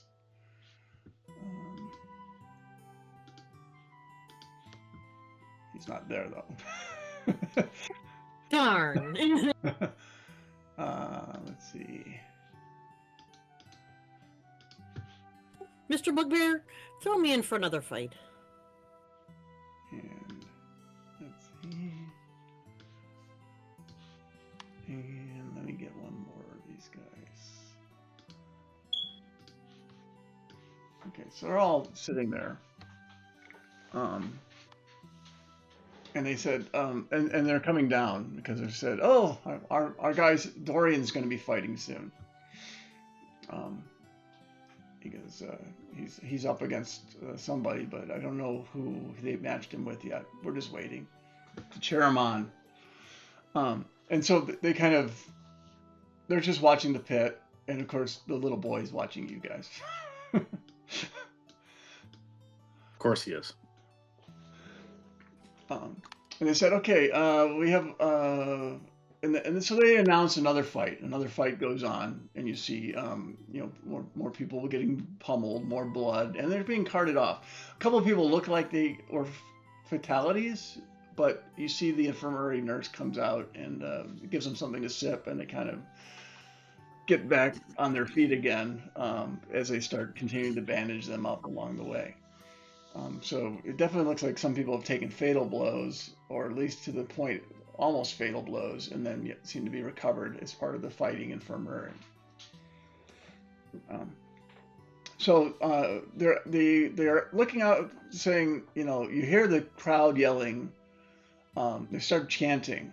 They start chanting, tag team, tag team, tag team, tag team, and the primary guy running the pit tonight is like, oh, the crowd wants a tag team, and he goes, do we have any volunteers that would like to fight? I need at least 2 of you. I use my hand to raise my hand, and I look over Sebastian. I'm raising my hand as well. Okay, we have 2 down here, and Christian's keeping an eye on you, noticing you doing that, and so I'll move. So Torres and Sebastian, you guys can move to the end of the one right by Kigra. I'll fight too if there's enough people. And let me add. Let's see. And so you're going to see a bugbear stands up with another bugbear. Oops, sorry, this one. So 2 bugbears walk up here as well. He goes, He goes, well, and he looks over to he goes, the bugbears. He goes, we got Bam and Spam here, the twins. They're looking for my random character generator name kind of lost that one in there. So Bam and Spam are there, and they not as the twins, and they're going to join us. And who are these two gentlemen? Who are you? And he points to Sebastian. I'm Sebastian. Turn around so the betters can see what you got. I turn around and kind of shake a little bit. And you hear a lot of muffled. Not entertained. A lot of muffled voices. You see a lot of people whispering amongst themselves. And you, to the hobgoblin, he goes, "You? Who are you?" I am Torres, Ember Shadow. Shadow? Now you remember the rules, right? No darkness. No shadow. No, there will no darkness befalling you. But when they get knocked out, they'll know exactly what darkness is. I'm glad to see such confidence. You have not faced the twins, have you? So, Or better yet, twins have not faced us. Who's going first? Me. I'm gonna go over to the betting area and start placing some bets on them. I'd like to do the same. Okay, and let me give them. Hey, Keegar, how much did you win from your fight? That's a good question. How much did you put down? That was like 10 gold. Wasn't that what you put down? 10 gold.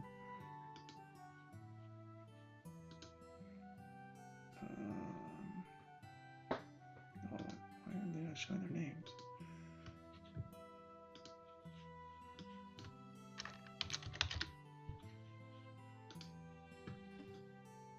Okay, I can't change it, so I'll have to figure out a way to. I recognize them there. So you see that Spam goes out first. He said, "Here comes Spam," with Bam on the sideline. Who was coming out first for your group, Sebastian and Torres? I look at Torres. I think I should probably take a point on this.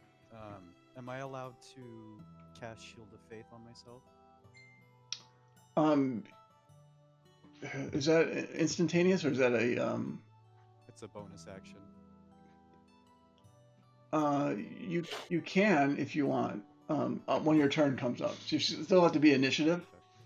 So if you win initiative, then you can use your bonus action right away. Okay. I agree with him and say, best of luck, my friend.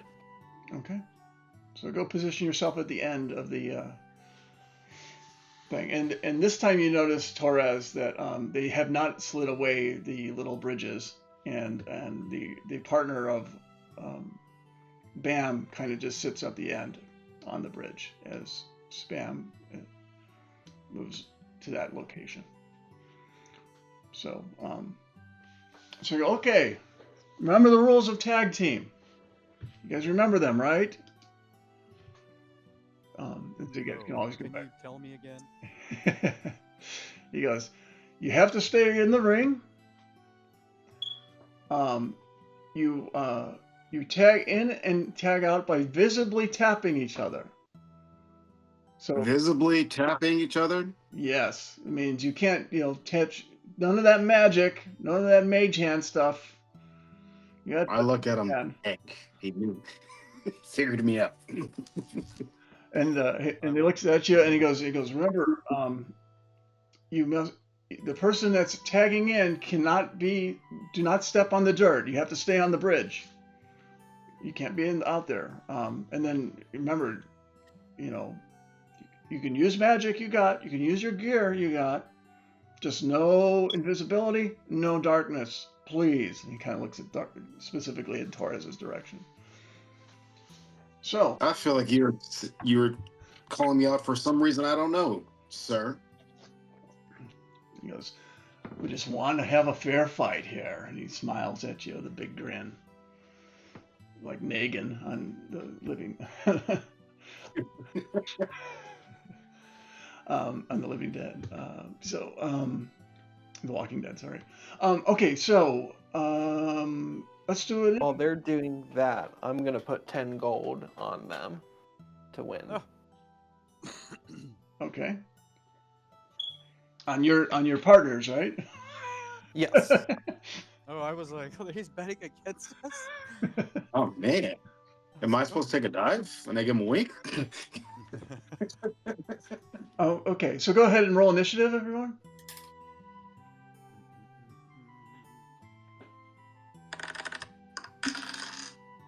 Ooh, that's a first. Okay. So, well, actually, it's just Sebastian right now between the two of them. Oh, So, sorry. I guess I meant Sebastian and then his counterpart. Spam comes charging in your direction, Sebastian, and he immediately he swings at you with his Morning Star. He's a swinging. For the 15, and I do not believe that hits That you. just misses. So you kind of, Just misses. yeah, you dodge out of the way. It's now How does your it turn. feel to fail? As a bonus action, I would like to cast Shield of Faith on myself. Okay. Pulling out, have a little parchment wrapped, I grab it as my component. I start to glow, and then as my, no, I can't cast the cantrip. So I'll just swing at him Okay. with my Hamace. Because he's too close for me to guiding bolt his ass.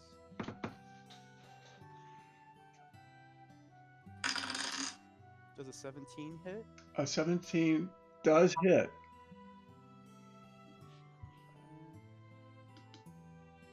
There's 6 points of bludgeoning. Okay. So you whack him, and he kind of growls at you, and his brother, way over on the other side, is growling at him. He's like, "Lucky shot, lucky shot." And so he swings back at you again, using the same Morning Star he had before. This time he gets a 19, which I think is a hit. Ah, that does hit. I have to make a con save or a concentration roll. Okay. And that would do. Did you do the concentration roll? Doing it right now. And I failed. Okay. So your Shield of Faith drops, and you take 11 piercing damage.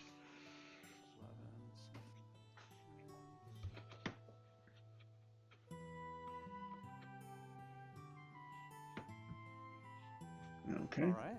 Damage noted. Your turn, Sebastian. And again, if you wish, you could tap out, because Torres is still right within reach of you.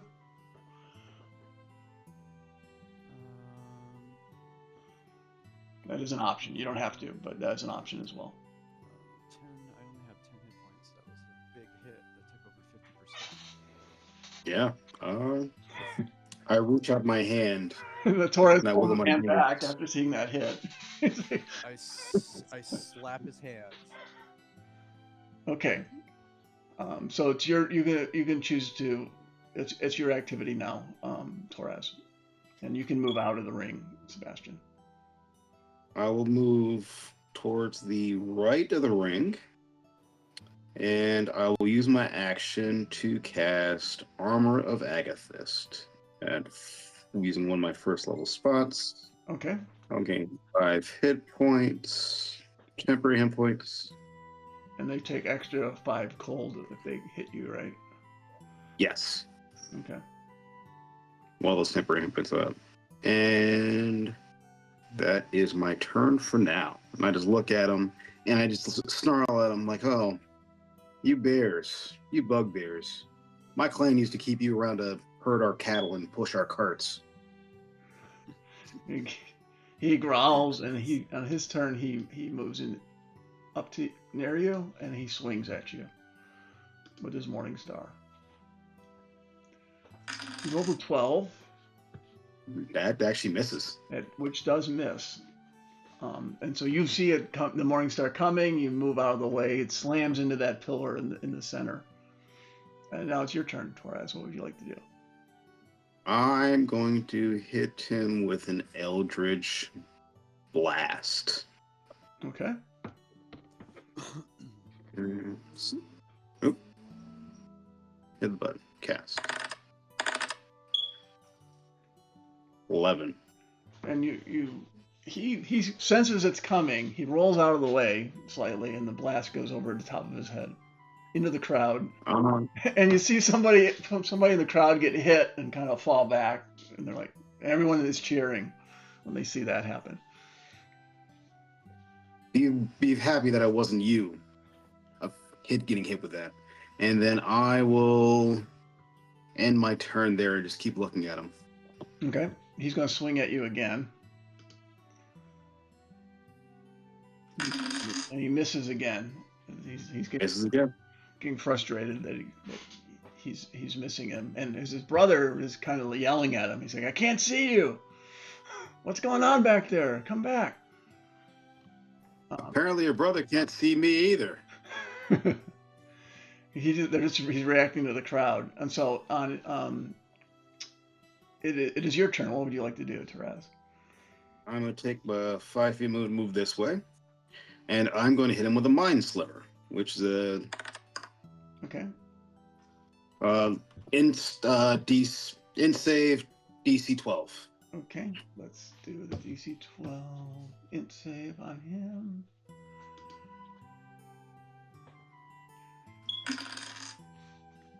And he misses it. He fails. So he takes 4 psychic, right? 4 psychic damage, and then next saving throw is a minus a D4 for anything I would do against him. Okay. Oh, so an additional D4? Well, no. If he does next save, he will. It'll be incurred at a disadvantage. Well, it takes a D4 off the next save. Okay, so if next save, he'd have a D4 off of it. Got it. Okay. Yeah. And then I'll use my bonus action to cast Hex with impact slot on my good friend. Get a nice little purple glow. Okay. And... Okay, so he will have one ability when you cast a spell. Yep. He has disadvantage on anything intelligence based. Okay, which we all know is the strongest thing on a bugbear, but Exactly. Okay, so he's currently hexed. It is his turn. He is going to he's going to come around this way so that he can see his brother. And he's going to swing at you with his Morning Star. Which hit. Oh, God. Ooh. Now That hurts. he takes damage, right? He takes 5 damage, cold damage, at the same time? Yes. He takes 5 cold damage, and I'm going to lose. He takes 5 cold damage just for the hit. Yeah. And you're going to lose 11 piercing damage. So he gets... So that's minus... And of course, as soon as he hits you, you can see the chill on his Morning Star, and he hurts his hands like an aluminum bat, catching it off guard on a fast pitch. That's a con save for me. Oh, wait, he took damage too. So that's another D6 from Hex. Yeah. That's another 1 necrotic damage, and I have to do a con save because he hit me. Yeah. Boop. Be high. Oh no! There goes my Hex. Okay, so the Hex drops, and then he's going to use his he's going to do more motion toward his brother, but you do have an opportunity attack on him. Oh, good. I'm going to use my short sword. 17. Does 17 hit? You do catch him as he turns around and he's running toward his brother. You catch him in the back.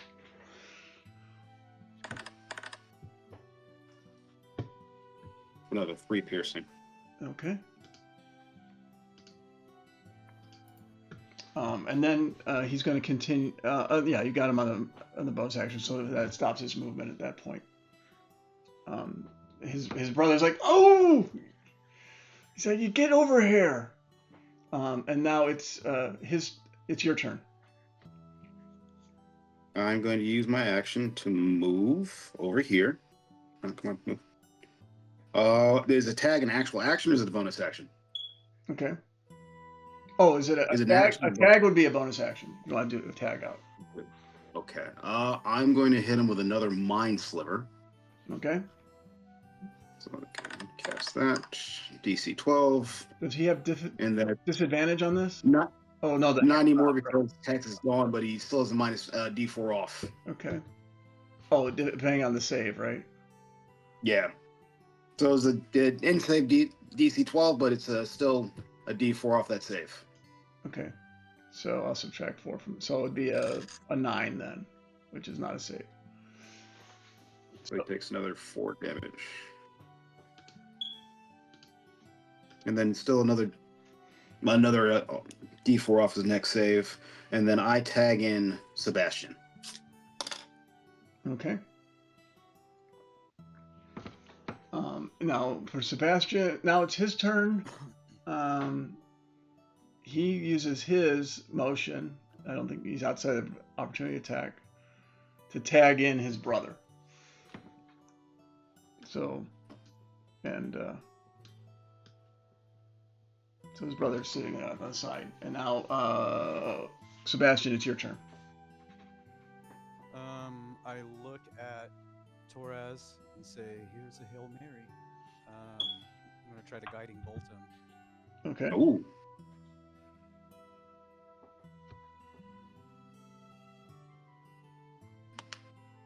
Did an 18 hit? Yes. Ooh. 16 radiant damage. Okay. 16 radiant damage. Wind him up. Boom!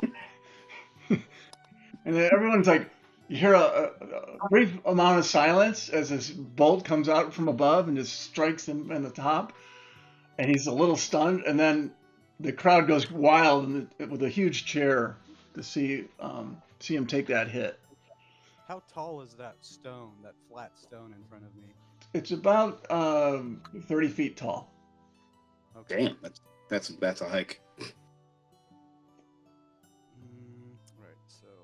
And you could use you'd have to use climbing and probably a dex check if you wanted to climb up it. There's no obvious pathway up. No, I'm not going to do that. Alright, so I've used my spell slot, and I stand right here and hold my ground and blow a kiss at him. That enrages him, so he charges at you blindly and swings his morning star at you again. And his anger and his shock have him way off the mark. So your turn. Let's see.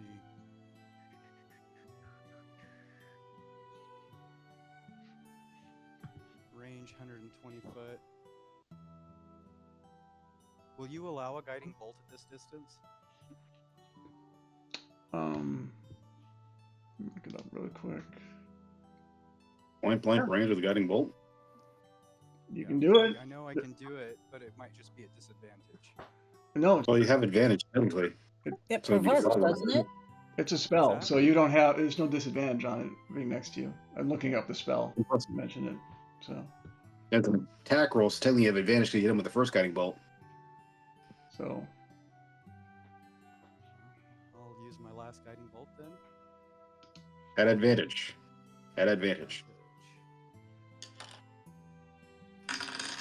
21, and I'll roll just to see if I get a nat 20. So it's Damn. 21. still a hit. And 12 radiant. Okay. Stay down. And he drops. He crumbles to the ground. And I have victoriously slain your poor cousin that you treated like slave, Torres. This poor guy, you used to make his people push your carts and wipe your asses, and we now had to kill him. And I look over at the brother and blow a kiss at him. The I brother, never said he was a the slave. brother is has no idea what's going on. He's not in much better shape than his brother, but he does appear to be breathing. And the infirmary lady comes out, and first they give a little bit of something for the other one to drink for Spam, and he's fine. And then they haul him away, and then they drag Bam's body over to the end. She looks like she touches him, says a few words, and then he kind of his head starts shaking again, and they drag him off. I was gonna cast Spare the Dying on him too. Just because he's dumb doesn't mean he needs to die. So they're like, oh, great. And while you're doing this, you see Christian in the audience, kind of clapping in your direction. Goes, well done. You guys have a unique set of skills. We are the shadow and the light. I look at Torres under my breath and say, "That exhausted me, friend. I need to rest. I'm spent." At the I never While thought he would Christian actually hit you. While he's clapping, I want to pull out the key that I took from Trim and say to him, we can do many things. So if you need us, you want to make a deal, we're open for some work. I hand it back to Trim, and I tell Trim, might be a little more careful where your things are. And then I'm going to walk away to get my money. Okay. And so you see the bugbear, the same one that paid off Kikra, will hand you your money. And so yeah, as you walk off the stage, you hear the crowd cheering, way to go, congrats, or I can't believe you guys blew it. Lots of different languages and a lot of different tones. How much do we get from the bet? It's how much did you put in, Crimson?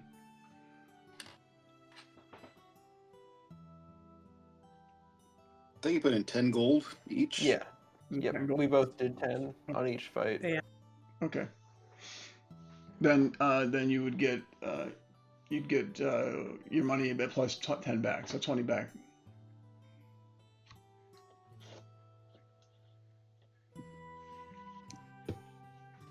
Okay. And you guys, they had you at even odds, so because you were an unknown. So yeah, the fights continue on. Christian and his group are down there watching you. They're like, hey, it's like, we should go back upstairs. Your friends need to rest a bit. And then you notice that the infirmary lady comes over to both of you as well and says, is there anything I can do to help you? Yeah, we could use a little healing. My friend took a nice little wallop. Okay. Yes, a wallop. That is for sure.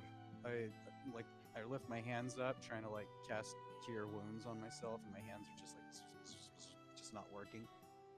I'm spent. I could use some health as well. Okay. Well, she looks at you both. I'm just a poor nursemaid, but I will do what I can to help. Then you see her put a plate next to her bandages. Wow. I guess I put 5 gold into the plate. And so she cast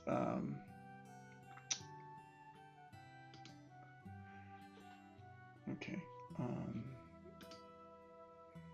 Let's see.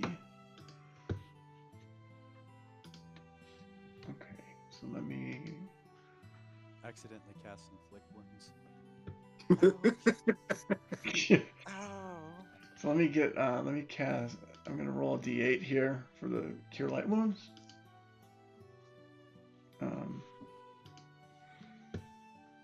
So it gives you back. You get 6 hit points back, Torres. Oh, I'm back to even Steven.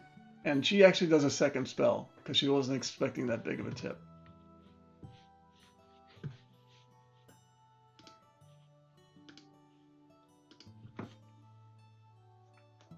And then extra 2 on the bonus. So 2 for me, or just 2 in total? 2, an additional 2. So a total of 8.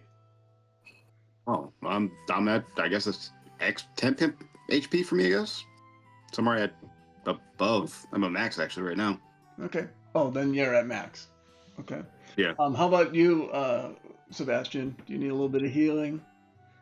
I look at the girl or the lady and I say, I hear you like big tips. You've come to the right place. And I throw 10 gold down as a tip. Okay. Trying to be flirtatious in Sebastian's awkward way. And it's like, She goes, well, and so she casts a spell. It only gives you 2 hit points, but she does she offers a second one because of the compliment and the amount of money mostly. And you get 7 on the second, so a total of 9 hit points come back. Thank you. I feel much better now. And then they walk you out, and Christian's like, let's go upstairs. Let's chat some more. I'd like to inquire more about your skills. And so we'll go back to the other. Let me bring your characters back here.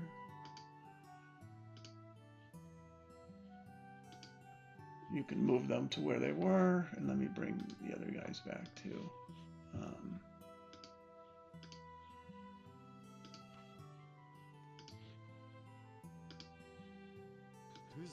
Who's that sexy blonde? Number 12.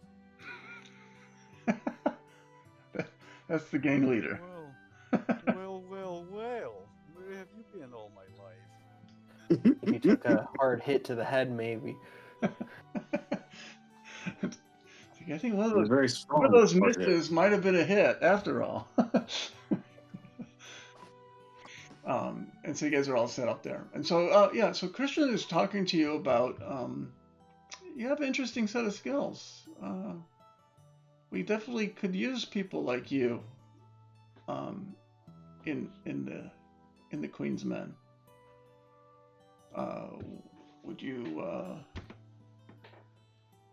Would be any interest? We have like certain jobs we'd like done. If you're interested, I can see if I can get you to do one of them. What kind of jobs? Well, we have let's see. And he looks at his colleagues.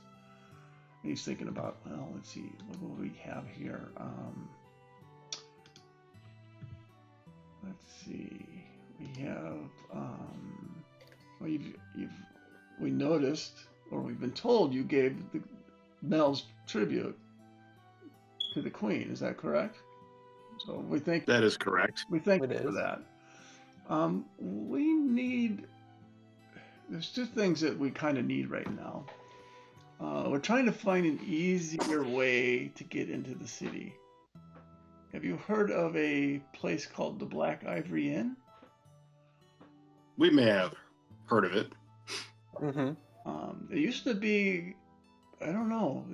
I've heard it's operational again, which surprises me because I thought it was destroyed by the meteor. But apparently it's still there. There used to be a passageway to get us into the wall that way. But it's way on the other side of town. So let me think. Maybe we can table that one for now. Well, we are looking for... If we find a way to it, what would be the job there? We need to see if the passageway actually exists, and then just secure it for the Queen's Men. Where's it come out at? It supposedly comes out into the main part of the city and the inner wall. Gotcha. And will this make you happy if we do this, pretty lady? Well, all I know is that people that go to the inner city, they walk in through one of the main gates, they tend not to walk out ever again. So we're trying to figure out why people are not being able to get into the main part of the city. And from what we've heard, this is an old smuggling route that was used successfully in the past. And if that route is still available, that may be our key to getting into the inner city and getting out in one piece. But But I would say, that's one thing that we definitely would find of value. Um, the other thing is, we're looking for a certain artifact at a place called the Chapel of Saint Brenna, and we're looking for this this particular item, and for whatever reason, we haven't been able to successfully find it yet. So if you are interested, that would be something else that, and we have boons. We have things we can reward you with if you were to accomplish this. You have Ooh. booze? Booze? Yes. Always use extra booze, right?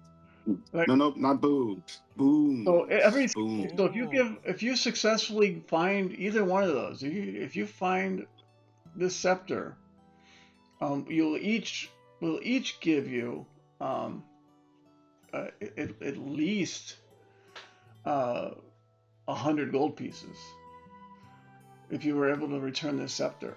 Matter of fact, if you're able to find our way into the inner city, we'll give you, if you can secure that route through the Black Ivory Inn, we'll give you each 250 gold. Because we're a kind group. We may be thieves, but we have honor amongst ourselves, and we do wish well those who help us accomplish our missions. You've already shown us great hospitality. Even if your big friends banged my friend over the head a couple times. Well, yeah, she kind of knew what you were getting into. But yes, it was impressive. You guys have a certain set of skills. I think we're not sending you on a death march. I think you can succeed here. We have items. For a small fee, if you need a special weapon or special equipment, I can talk to people. We can see what we can acquire for you as well, if you're willing to take on one of these missions. Well, I'm totally willing to look for the scepter. Okay. I think that's a good start, yes. I agree. And if we definitely will go to that inn. And if we find the Oh yeah, I passage, mean, we plan on going there anyway. Yeah, I think as we go around, if we happen upon these things and can bring it back or secure it, make some money, we will. Well, great to hear. And so I think for the party, we're going to stop things here tonight since it's 7 locally and it's 10 o'clock on the East Coast. Yep. And so I don't want people up too late. For those that have joined the stream, thank you very much. Appreciate having you here. And for those that are going to watch it later, thank you for spending the time on Initiative League. Again, Initiative League has a couple of campaigns streaming right now, in addition to mine that runs every Tuesday night at 7 o'clock Eastern start time. We have DM Chuck, who runs a campaign called The Contract, of which I'm actually a player on as well, and that's on Saturdays, starting at, I believe, at 8 o'clock Eastern. And then DM John also has a game that he runs on Sundays at the 8 o'clock Eastern slot as well, called The Plague. So please come in and join any of those here on Twitch. We also have the recordings of this on Twitch and on YouTube shortly thereafter. So if you come and check them out, please give us a like. We'd really appreciate it. And as far as the party, thank you for your gaming tonight. I hope you enjoyed yourselves. We will get together again next Tuesday to continue the Shattered Balance. So thank you very much, everyone. Have a good evening. And I will